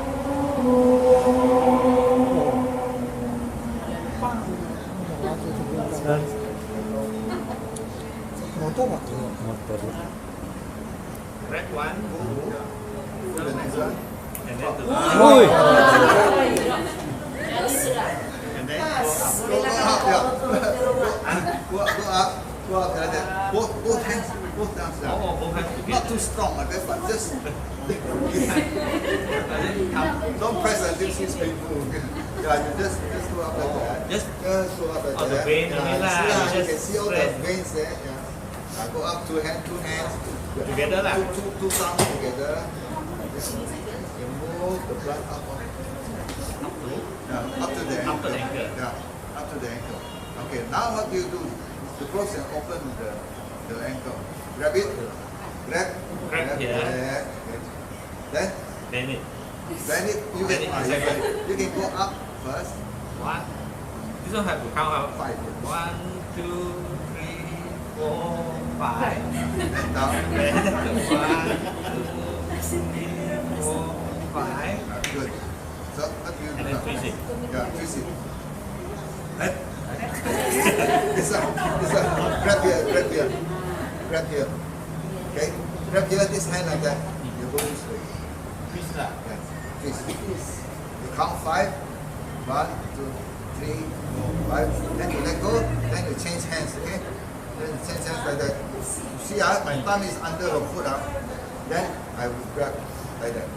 1, 2, 3, 4, 5. Okay, you do the other 5 now. Grab the ankle. Grab the ankle. This one put Yeah, below. grab the ankle. Like that. Twist. 1, 2, 3, 4, 5. Change This hands. one below the ankle. Good, yeah, correct. 2, 3, 4, 5, 6. You got it. So, further up there. Also both thumb together. Yeah. Let's down together. Go down. Go down like that. Go down like that. Go down like that. Yeah. Grab your hand, your fingers below must be tight against the bottom. Yeah. You know, when I give massage to my wife, that she will fall asleep. She feels so comfortable. I do Here also everything. after the knee lah, until after the knee. knee. Yeah. Until after the knee. And then That you now the exercise the knee. Here the below, here put below. You can. Finger. Yeah, but the important thing is where your thumbs are. Then push. 1, 2, 3. Okay, good. 1, 2, 3, 4, 5.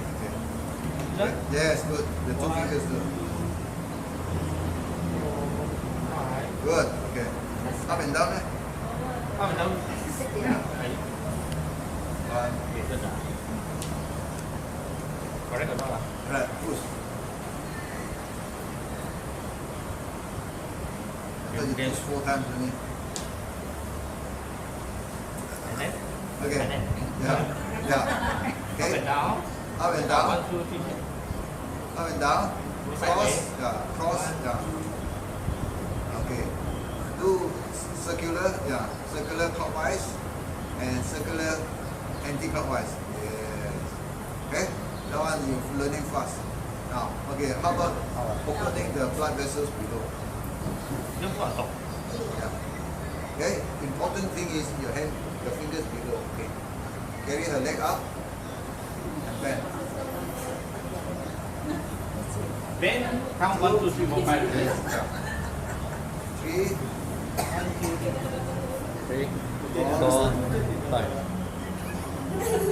5. That's it. Only 4 times. So change hand. 现在有这一点在。 No next. So difficult. Yeah, if change. Practice up to you. Okay, come to the other side. But it's a bit too far for you. When you bend too much, your back will complain. Yeah. You know what? Yeah. 1. Yeah. 2. 1, 2, 3, 5. That's it. You are counting 5 times. Then bending. 3, 4, 5. 4. Okay. Right. So now you want to open up your veins here.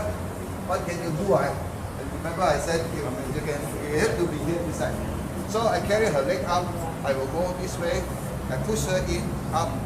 Push her in, up, and go down. And then 1 time, I will do it 2 times. Like that in, so that you can stretch the sciatic nerve. Stretch it. Like that. 4, 5. As I said, the last time you push a little bit more for her. Like that. And hold it there for a while before you let go. So there's the 2 legs. You want to walk for a while, you see how you feel? How your legs are? How good it is?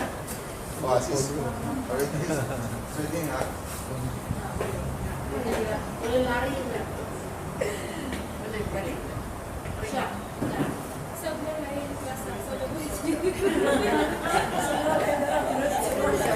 Yeah, so that is how you can do the leg side. As I said, for you ladies, it's easy for you to put it here, the big, huge vein here, and apply some pressure on her while you move her leg. Then the circulation is open. Now I want to, can you lie down for a while? I will show you the other one which is not so, which is quite painful. But this is good to circulate the body up to the trunk. Okay? You lie on your side. Lie on that side. Yeah. Lie on that side. Okay? Now, I want you to do like that.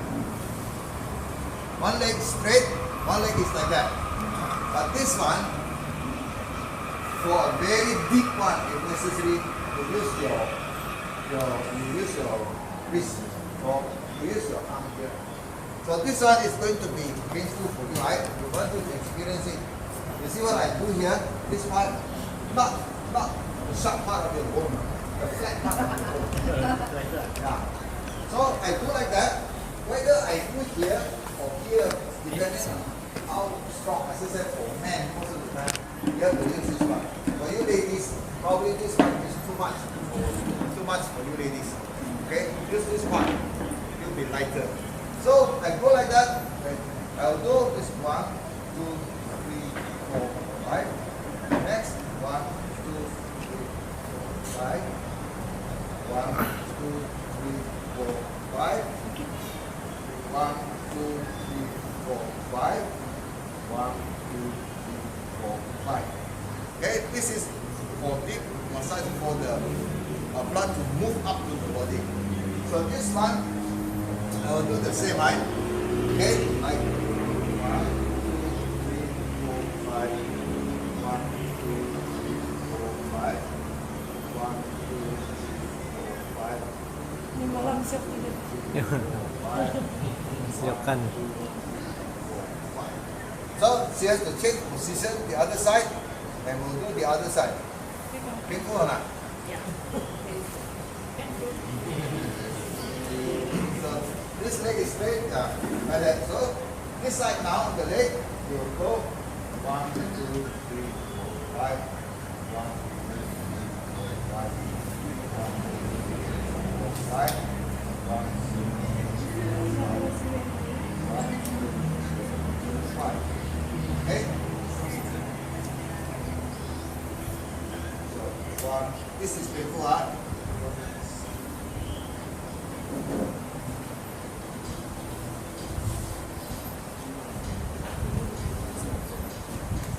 Up to here. Okay? That is complete massage for to move the blood really up the trunk. Yeah. You can do that. Right? But as I said, not many people will need to do that. Not many. But depending on if the first time they come, you treat them light. If they still have to come back because they don't feel any improvement, then for the rest of the body, do the deep one. Usually not. Usually we do not want to do that. Okay. Now I want a man. So this one you follow up. Up to you. Need a man volunteer. Ganti. This one don't need to wash the feet in the end. No. Do we have a face towel or something like that? No. Here. Here one is here. Oh. Wah, untung kok. Belakang mo. Wah, nyasar siya. Face down, okay? Put your nose there.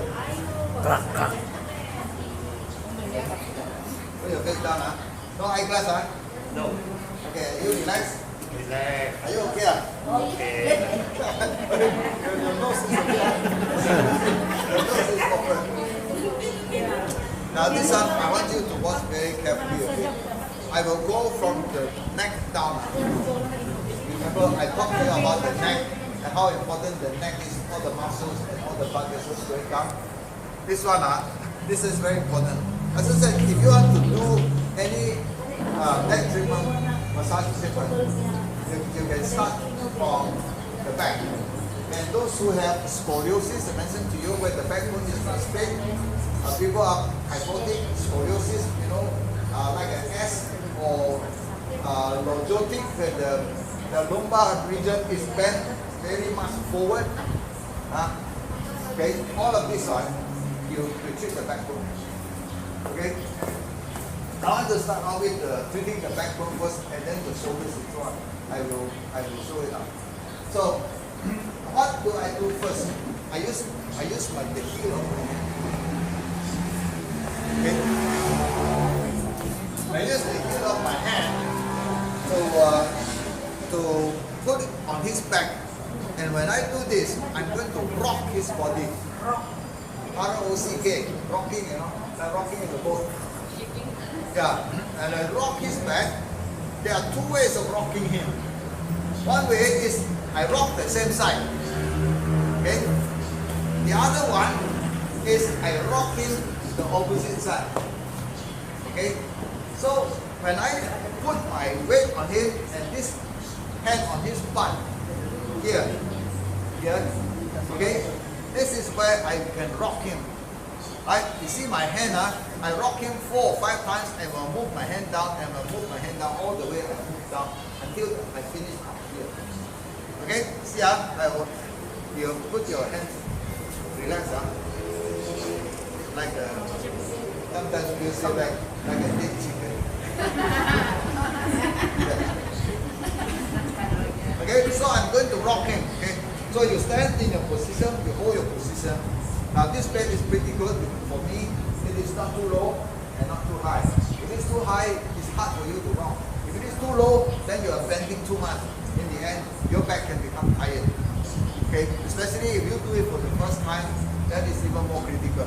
So now I'm going to rock him the same side. Okay, see this hand, I'm going to apply some pressure on the bone right in the middle. Okay, this is the spine, is vertebral column. So I'm going to put pressure to some extent, not so heavy, but there is some pressure upon his back. Right? So I'm going to rock him like that. Sit down. You see I'm rocking him, the body, and then I move 1, 2, 3, 4, 5, 1, 2, 3, 4, 5, 1, 2, 3, 4, 5, 1, 2,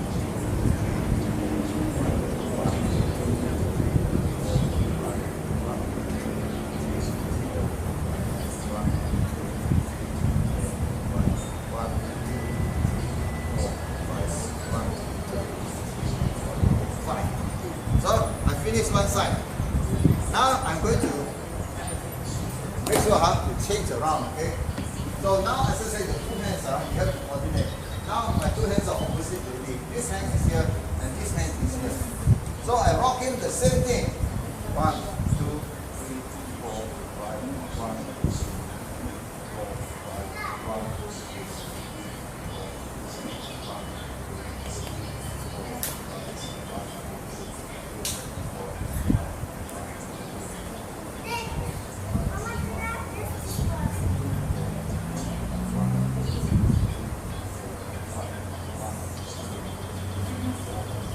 Okay, now I have finished rocking him this side and that side. So, if this patient of mine has very big problems over the spine, then you can do it more than once. This side, that side. Right? So, I want to show to you, you can do the opposite arm. Okay? See, opposite is just like that. Okay, you rock him opposite side. Okay, you practice your hands this way, opposite side. Okay, so this is where I will give you the. When I do this, what I'm trying to achieve is that I loosen his back, his bone, so that his bone, when I loosen it, his bone can align by itself, okay, aligned by themselves.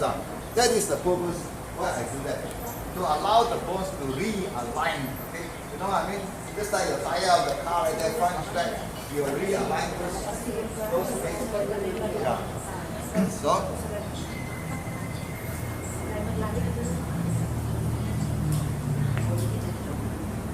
you have to concentrate now. You have to concentrate on doing it. Okay.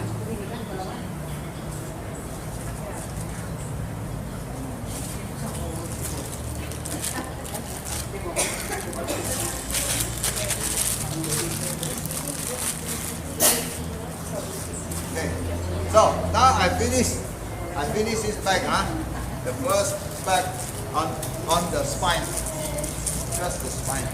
Okay, I finished on his bone. Now when I finish on his spine, remember there are 2 rows of muscles going down, one on each side. 2 rows of muscles going on this side. So if I loosen the bone, what if the muscles are tight? Can the bone move or not? Cannot. So I need to loosen this row of muscles, and I need to loosen this row of muscles as well. Understand? So that is the purpose. So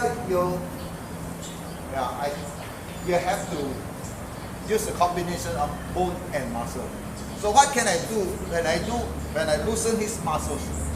The muscles I can also do the same. I can loosen his muscles like that. Okay. Now it's not really on the bone, but I emphasize on the muscle. See, I keep rocking it so that the bone can realign. Okay. You get it? So that the bones can realign.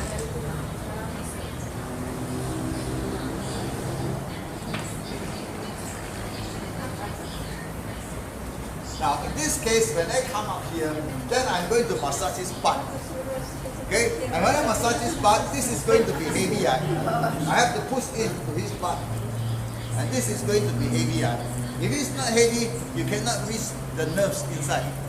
Okay, that's what you can do over this side. So I finish this side, I will come this side. The opposite side, Okay. So all the muscles like that.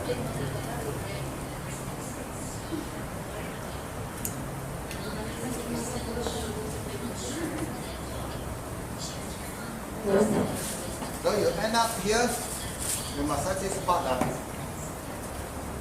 so that you will keep this nerve and cause circulation over the nerve side. You can do that. You can do also anti-clockwise. You can do the same thing too, like what whichever you choose, right? So you finish this one. Okay. Are you okay? Okay. Alright. Now I'm going to massage this muscle up and down. So you see here, a while ago, I crossed, right? Now I can massage this muscles up and down, like that. Okay. I can massage this muscles up and down. Kuat ini. Kuat ya. So because these are the muscles, you want to loosen these muscles, right? Okay, like that. Yeah, up and down. Now after I finish up and down, I can do like what I did the other time. I can do the anti-clockwise like that. It's nice, when you massage a person like that. You can do anti-clockwise, okay? You can do the anti-clockwise. You come back to the other side. Then you can do the clockwise. Like that. Clockwise. So with so many massage combinations, the patient is going to benefit from your treatment.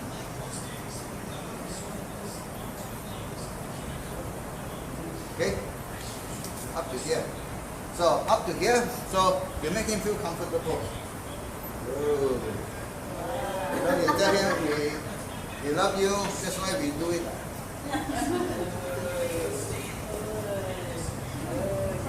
Okay. So now I want to show you a while ago I did for you your legs. This one you do it on his arm. You see his arm is like this. This is a very good position. So I can go like that for his arm. 1, 2, 3, 4, 5. 1, 2, 3, 5. 1, 2, 3, 5. 1, 2, 3, 4, 5. This is good for his arm. Okay? 1, 2, 3, 5. 1, 2, 3, 4, 5. 1, 2, 3, 4, 5. 1, 2, 3, 4, 5. So these arms are relaxed now. So I have finished both his legs and his arms. Now, while I do this, I want to do one other that you can do a while ago that I showed you. You see now? You see where it is? You know what I can do? Like that. Yeah. One. A while ago, I bent him, right? Now I bend his leg backwards like that. 3, 4. If you do a complete one, you cannot miss. Okay? 1, 2, 3, 4, 5. Okay? I finish that. I will open up this side as well. For him, right? Okay? 1, 2. Relax. 3. Sakit ka? 4. 3,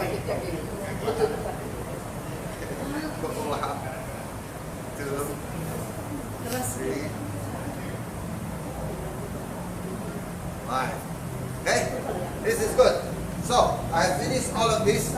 Then what I can do is, can you breathe? Okay? Now, I want to do one thing. You remember? Okay, push backwards. This is the third one. Good. You're doing good. Okay, forward. Relax. So I do it only 4 times. Okay, now you put bend backwards again. Good. This is one you can bend up. Okay. Let go. How do you feel your neck? So nice, huh? So all that you need to do is just to loosen the tight muscles of the neck, supporting the back. Just support only, right? Yeah. Now you put a bit of pressure on it. Put a bit of pressure on it. So once you finish that one, as I said, you can cover the neck. Cover her neck. Cover her neck. Then you can go. This is where you do. This is where you begin to. You do this part. Okay. Do this one. Ayo. Kau orang lah. Wah, ini baik siap lah. Okay. After. Okay. And you can go up, down, and end up here. And end up on the two arm side. And go back up. Then you go over her clavicle bone.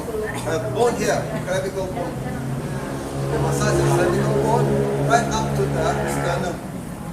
Okay, up to the sternum. Okay. You this one, the sternum. You can go up and down a bit. Okay. Yeah. So you move that part. You move now. Inside here, remember I said you have a lot of blood vessels here. Here. And the nerves that are passing by here. So now here back, then you move downwards below the bone, below the clavicle bone. You move backwards up to your shoulder. Now after you have finished this, you grab the two shoulders. You grab the two shoulders. You lift up the shoulder. Now you totally relax the shoulder. Okay, I grab her shoulder and I push her the leg up. One. Two. Ini macam tangkap Three. ayam. Wow. I'm the one who angkat. Relax. Wow. One more time. Angkat saja.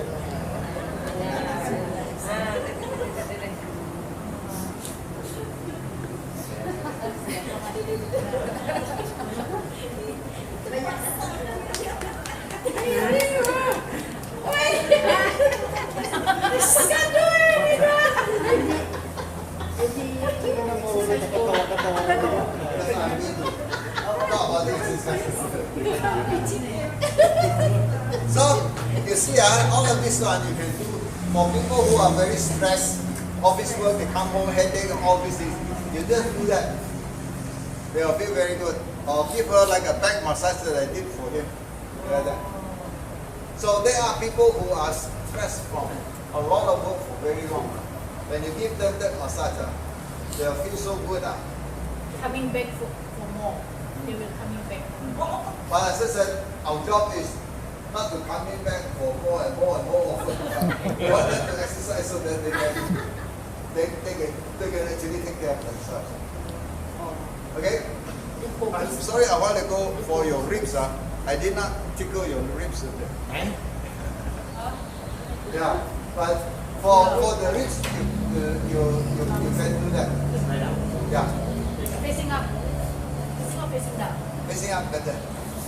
When you're facing down, I can also do that. As I said, you put your fingers like that. You see the fingertips? You make your fingertips quite hard, quite stiff. So you go under. You know where his ribs are, right? Yeah, you go where his ribs are. The important thing is when you do like that, you loosen the muscle. It will feel bigger because you know this is a trick. Automatically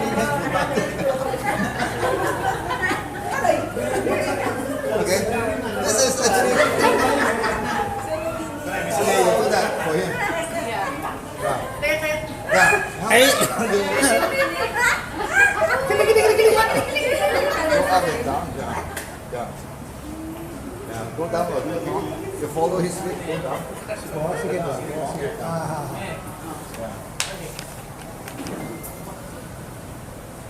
This is good for people with asthma. You will loosen all his chest muscles so that he can breathe better. Okay, like what I lifted up your shoulder and things like that. They are all good for people who have anxiety, who are stressed, who have asthma.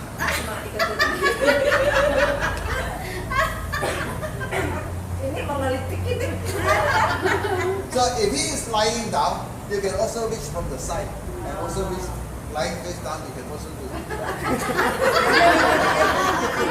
So this, so whichever way, this is not good, but the purpose is to loosen the muscles of the ribs in between. Yeah. So to loosen the muscles between the ribs. Okay.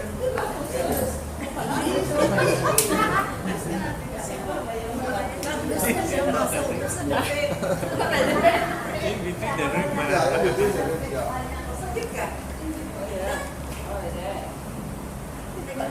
Now there are some people who have not used the chest muscles a lot. Once you touch this bone, called the sternum bone, he will feel very painful. So that's why you see when I do like that, I can rub him like that over the sternum. You see when I rub him the sternum like that, you can see his whole rib cage is shaking like. Because all the ribs are attached, there are 10 pairs of ribs attached to your sternum. So when I move this one, the rest of the ribs will follow. Like that. Right? So I can do like that because he's a male, he doesn't have big breast. So I can do like that. See, I can loosen all his chest bones here. I will loosen all his chest bones. See, I can loosen all his chest bones. That's why it is so good for his chest. Okay?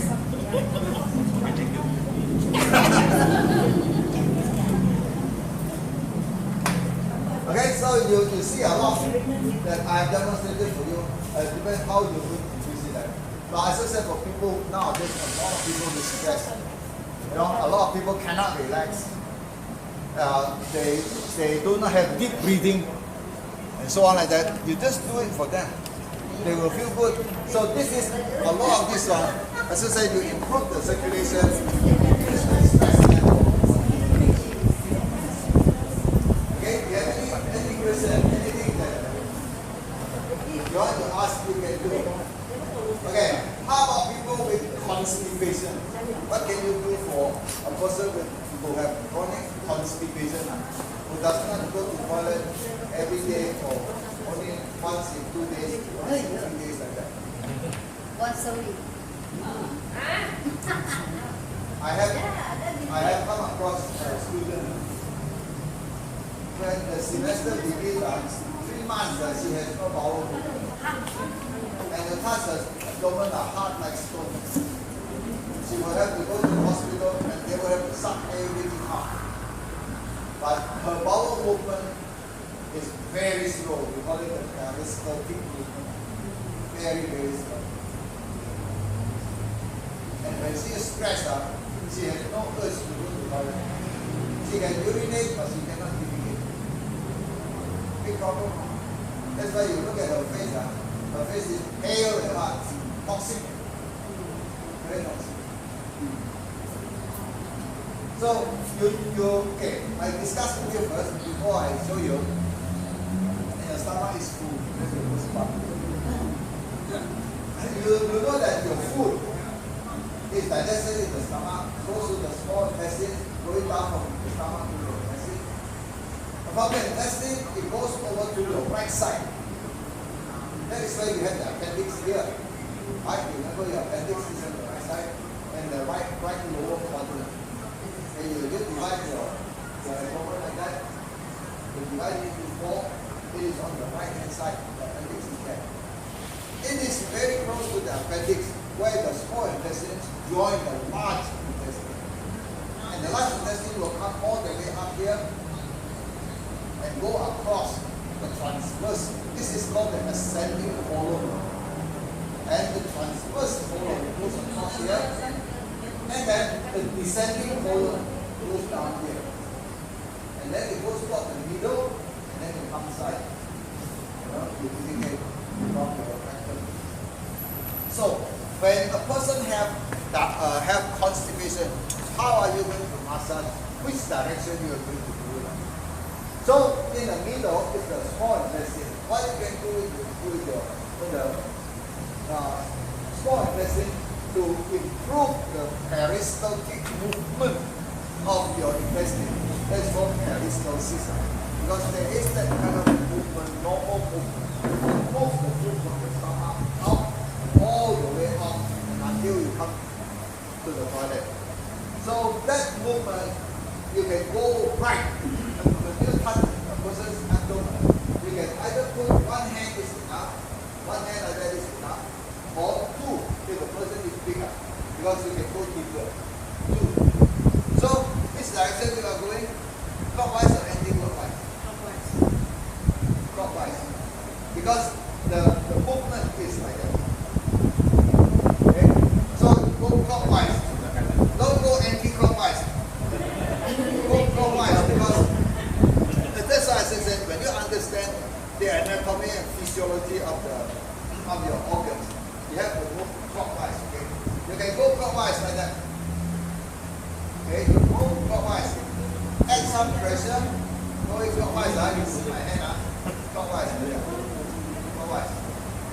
Okay? So when you go clockwise, after you do 5, 10 times clockwise like that, then you move on further toward, that is in the middle one. So the small intestine is in the middle.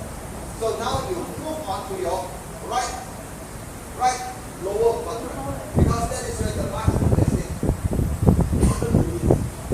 from there, the large intestine move the feces out, ascending forward. First forward, and then descending forward, down to the rectum. So after doing in the middle like that, you go to the right lower quadrant. This area, the right lower quadrant, and that's the time when you can move like that. No more rotating up, you cannot rotate. You go like that, you use this hand, move up, then you connect with the other hand, you move up. Okay? You see my hand? You see my hand? Up. Then go across, okay? Go across under the then go across. Follow.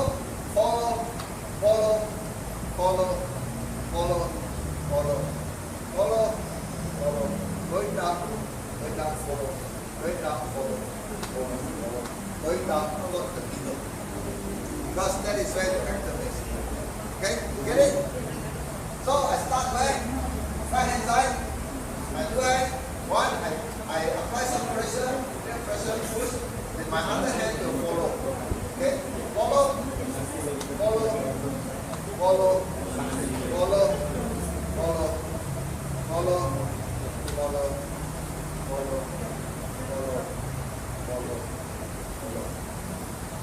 Okay?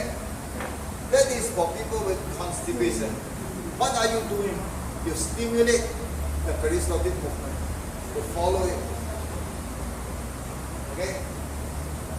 You can do it for children, you can do it for adults. Yeah, you can do it yourself too. But sometimes yourself is not so effective. Other people do it for you, it's not effective. But you can still benefit from it. So sometimes when people have a lot of gas, they say, I cannot pass off my gas. They can do that kind of same movement. You stimulate the small intestine in the middle. After that, 5, 10 times, then you go to the right lower quadrant, then you follow up. The effect is immediate or you need to do it a few rounds? Some of them you might have to do a few rounds before the peristaltic movement will get in hand. Sometimes one treatment things like that is not right. So you need to train, you see, the movement of the intestine. You try to restore the movement so that they will not be too lazy. The problem is that for those people who have constipation like that, many times the gut is lazy. They are lazy.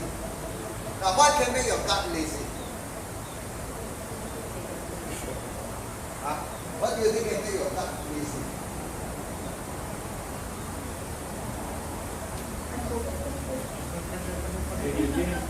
Lazy means it's very slow moving or not moving. Too much food. Huh? Too much food. Too much food?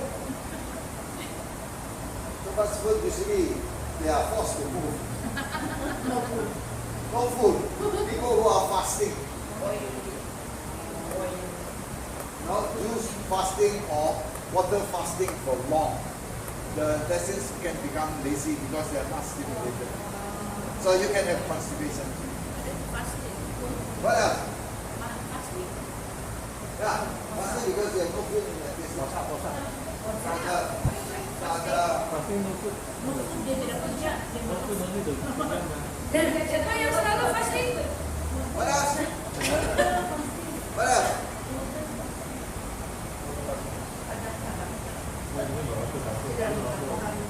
No? Frequent Okay. So your as I said, you do not have a regular bowel movement.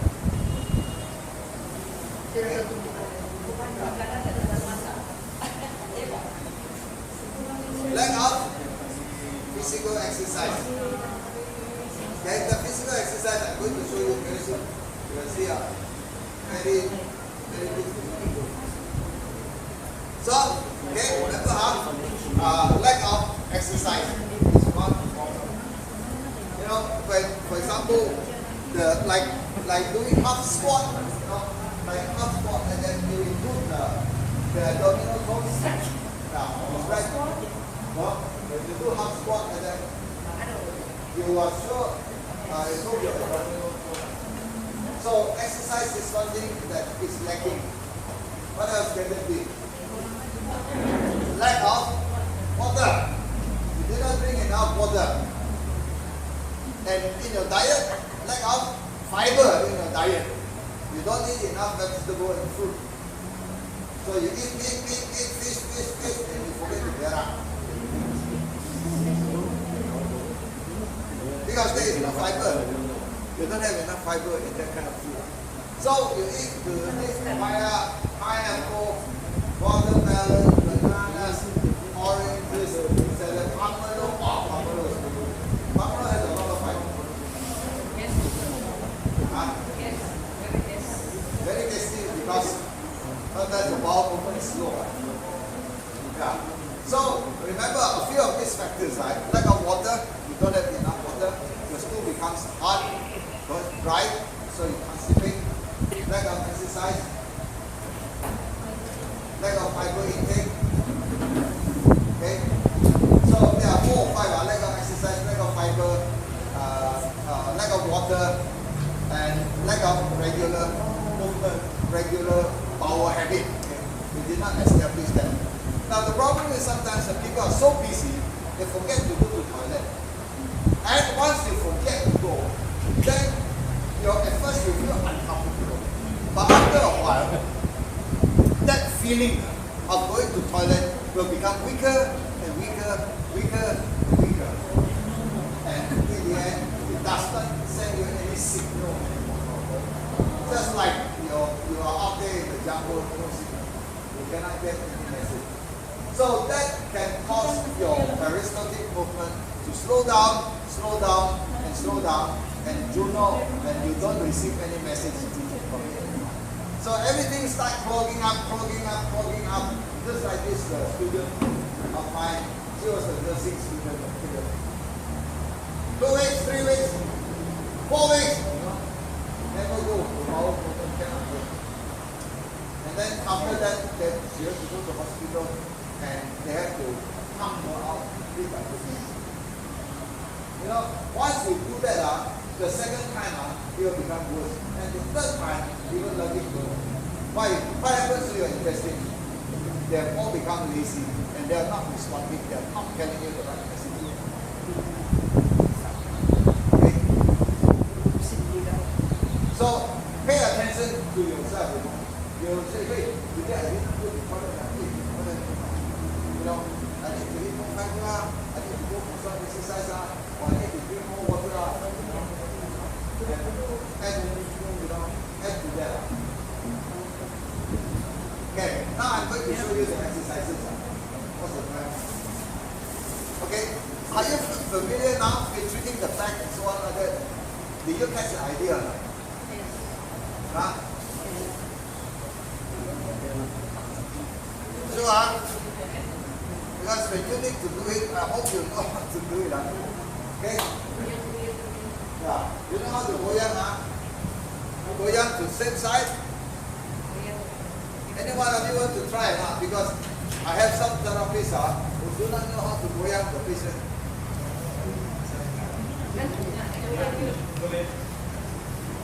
Don't be afraid, because you want to know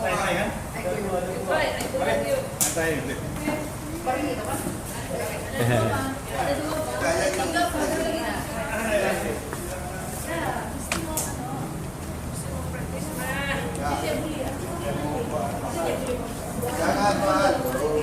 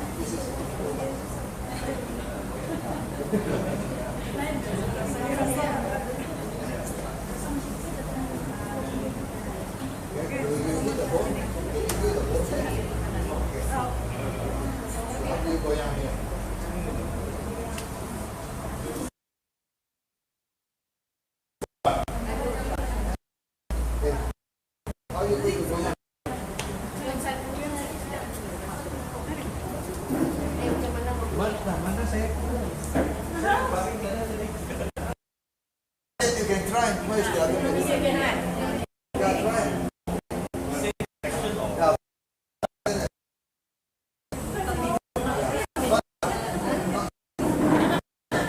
The movement needs to be wider. All close together. Not rotate. Yeah. Do the keep the pressure. Yeah, that's why you should have one to that you rock.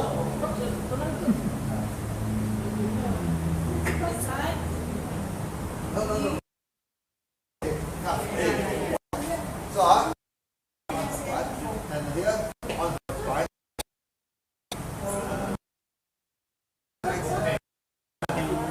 So you take it, you follow your rhythm. Follow your rhythm. Same direction. Belum sudah siap. Same direction. 5. So the same direction. Okay? Then you need to go around to the other side. You do the other side now.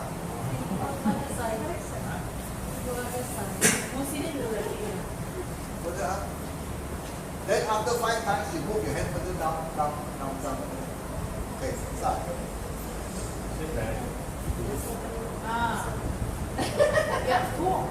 Swing up. Relax your neck. Okay, so you will be able to swing up. You know the distance. A bit faster. Relax your neck.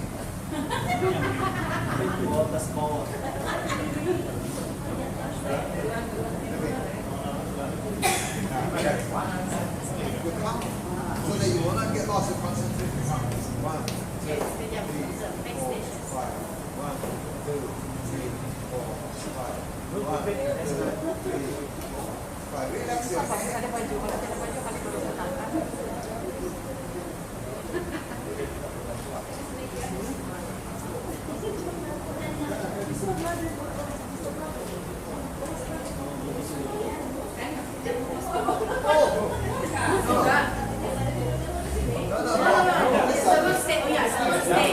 That's why the important thing is to keep the movement. Yeah, you keep the movement because this is to loosen the bone so that the bone can realign. So up the height, up the pipe, yeah. When you do that, you see if your BMI is 19.9 and below, your body weight is not sufficient. Your body weight is too light, you are underweight. But if you are 20 to 24.9, your body weight is normal. But once you reach 25 to 30, you are overweight. If you are 30 and above, you are super obese. Obese. And yeah, they are obese. And then up to 40 or so, you are super obese. Now what has that body weight to do with your back pain? One is because most of us, we put the body weight in front, especially for us men, okay?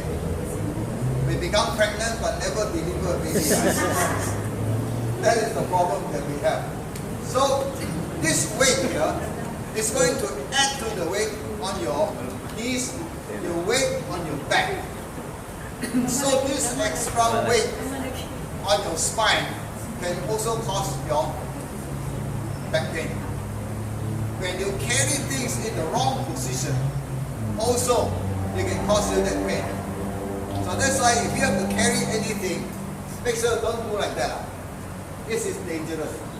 So you already need to face the thing. So when you get up, I want to start with the leg side. So one of the best things that you can do is like that. So you warm up your knee again. As I said, this is very important, especially those of you, the body weight is increasing. You warm up your knee. After you warm up your knee, 10 times, 20 times, 50 times, you want to swing it, it's up to you.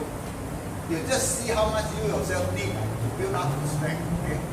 Then after that, you shake your legs like that. You carry it up, you shake it. Why do you shake it? For the sake of your ankle. And these two bones that are joined to your kneecap. You shake it as much as you can. You see what I mean? I shake it like that. Can you do that? Yeah. You do that. After that, you have shaken enough. Then what you need to do is push down. When you push down, you count 10. After counting 10, you relax, you count 5. After that, you push up like that, you count 10. After counting 10, you let go. You relax, 5, you push down again. You do 3 rounds doing that. After doing 3 rounds, then you do external rotation, and then you do internal rotation. External rotation like that. External rotation. Okay? Like that. Then you can do 10 times, 20 times, up to you. Now you do internal rotation. Internal rotation. You rotate inside. Okay? So after doing all of this side, when you walk, even if you run or jog, you should not develop ankle pains and things like that and knee pain. Okay? So those are exercises that you can do. You can do it like that, up to you, one by one, up to you. Do together, it's up to you. Okay? But make sure you warm up first before you go up. Now, how about the hands and the shoulder? Those of you who have shoulder pain, you have frozen shoulder, you think about that. Very simple exercise. Okay, I'll show you. I hope you can remember some of it. I know. You are recording stuff. So, see how when you first get up, what can you do? You can be like a cock. You know?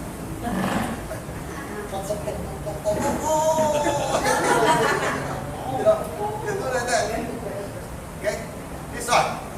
Okay? After doing 10, 20, 30 of this, then you do the opposite. You do the opposite. Opposite, up, okay? Not backwards, up first. Yeah, up. Okay? After doing up like that 10, 20 times, you go this way. Okay? You can go this way. Right? You go across. You go across your chest.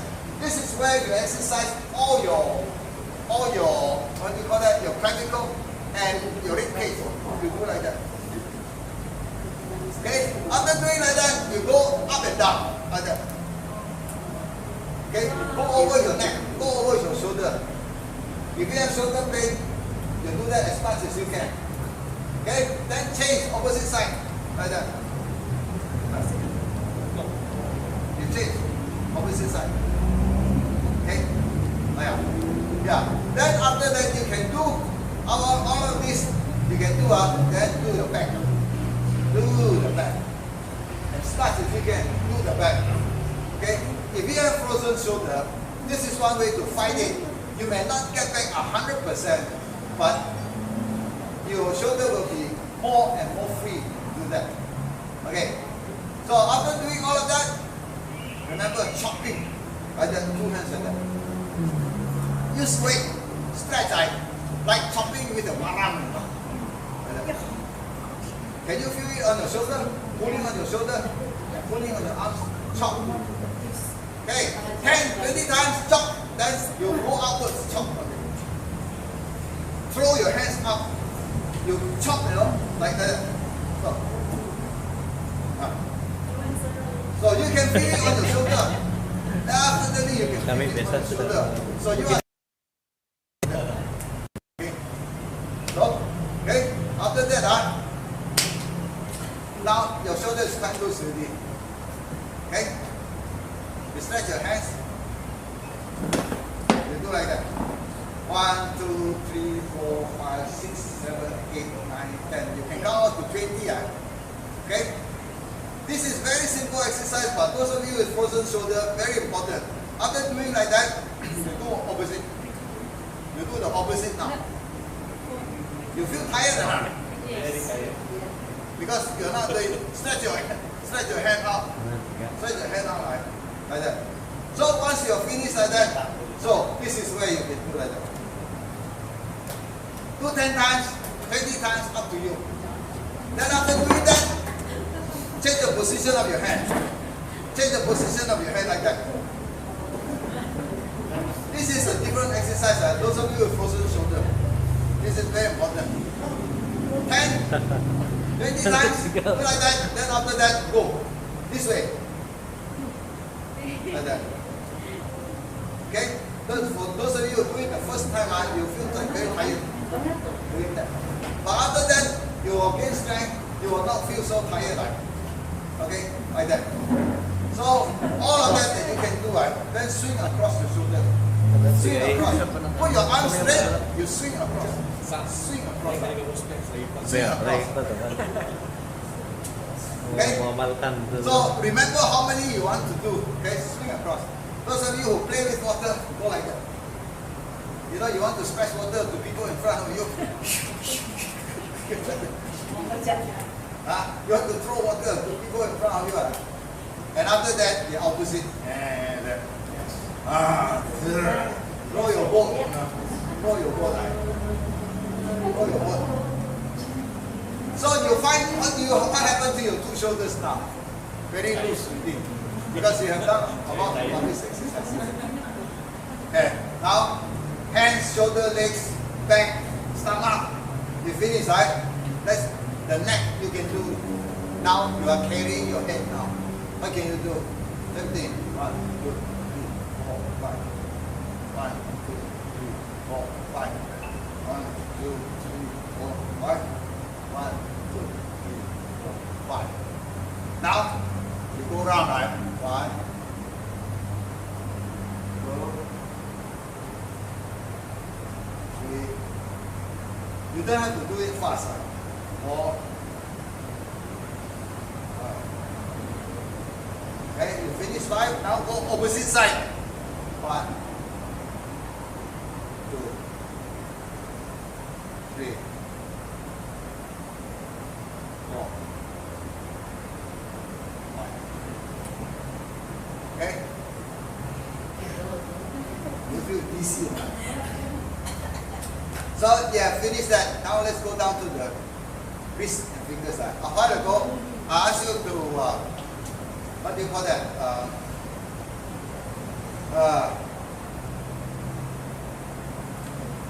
I'll show you. People who have trigger finger, you know the finger, trigger finger, they go down and cannot come straight. You have that finger, they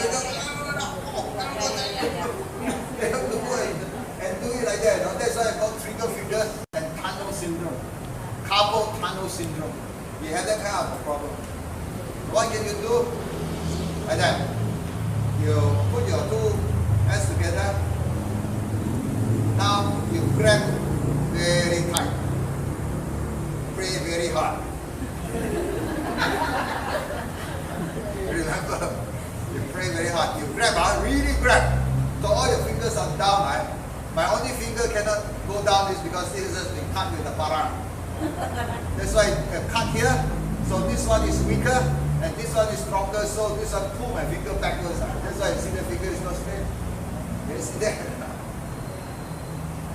But if not, you can grab totally like that. You can grab and count 20 times. After 20, you relax. Open it. Count 5. After counting 5, you go back again. You grab very hard, you count 10. Okay? And after that, you relax. You do 3 rounds like that. After doing 3 rounds, while your fingers are locked like that, you go like that. Like that. Like that. Tight, hold your fingers straight, tight. So what are you doing with your joints? Like what I show you, cross open. Huh? You are doing like that. You are massaging your fingers. Okay? Tight, hold it tight. If it's not tight, it does not massage your fingers. Tight. Then after you are that inside, then you go out one more. Go out a little bit. Go out somewhere in the middle. Okay? You go out, go out to the middle. You do the same thing. So, what are you doing before you do anything, any kitchen work or cleaning the house, whatever, before you cook? You are warming up your hands. Okay? How do you warm up this part? Your wrist close and open. How? Very simple, like that. Okay, this way. Like that. This way. And last. This way. So you open up all your joints. Nobody massage you, but you massage yourself. This is what I call active exercise. Active exercise is going to prevent you going back to square one. If you don't do it, very soon you'll be back to square one. Okay? I teach you the exercises already, the tongue exercise, the mouth exercise, the jaw exercise, the shoulder exercise, your hand exercise, your wrist exercise. Your knee, your ankles. Okay? You're lucky, it's only 4 or 6. Any question? Oh. Snoring, for snoring, the first I want to say for snoring is you change your position of lying when you're of sleeping. You try to sleep on your side. Yeah, try to sleep on your side and see whether your snoring can be reduced or not. But if it is for the one to do the neck exercise and the chest exercise and the jaw exercise, remember I mentioned to you. Because you strengthen the muscles of your jaw, you tend to open up wider your pharynx, your larynx there. You tend to widen because of blocking. I tell you why. Because when you open your mouth in a mirror, you open your mouth, what do you find inside at the back there? Something hanging like that, right? That is the uvula. That is the tail, so to say, hanging there. When you are sitting up, when you are standing up, standing up, that tail hangs downwards. But when you lie down to sleep, that tail automatically by gravity falls down. So when it falls down, it closes the air passage, the passage for the air. So when you close that, now the air has to force its way around it. When it forces its way around it, it causes that tail to what do you call that? To tremble. That causes the snoring noise, magnified by your nose. You get it? That is the problem, right? That tail is going down. So when you sleep on your side, that tail will fall to one side. So the passageway is more open. That's why your snoring can become less. You get it? Yes or no? When you are sleeping on your side, you see, as I said, your tail is like that. When you lie down on your back, the tail falls backwards. So it closes the airway, and when the air has to squeeze around it to go through, it causes that vibration, and it's magnified by your nose and your mouth. Okay? So when you sleep on your side, the tail falls to one side, and the airway is partly open. Okay? But when you grow heavier and heavier, your body weight, your neck becomes thicker and thicker. Your neck becomes shorter and shorter because you are fatter and fatter. Then it will cause that airway to become even narrower. So that's why snoring becomes louder. Now snoring is sometimes not so worrisome as a person who stops breathing when they sleep. You call apnea. A-P-N-E-A. Okay? Nia, that has to do with breathing. You say put an A in front, means no breathing. So it's called apnea. A-P-N-E-A. Now, that is difficult. That is difficult. Now, what makes you and I breathe for ourselves? What makes us breathe? When you are asleep, what makes you breathe? Are you in control? You are not. I am not in control. But I have a brain who is in control. We thank God for that. Otherwise, we will be afraid to go to sleep because we forget to breathe. So, what is apnea? Apnea is a person who stops breathing until it has not enough air anymore. So, what do you think stimulates our brain to make us breathe for ourselves when we are asleep? Anyone? Your alarm clock? Your wife do that to you because you have stopped breathing? Huh? Or God in His mercy has something to do with that? Okay. I tell you that it is carbon dioxide making your blood more and more acidic. Okay?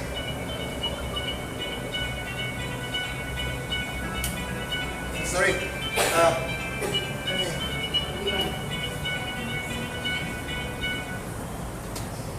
Okay. Silence this phone first.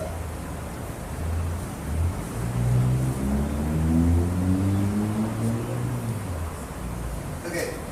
So, what actually makes us breathe?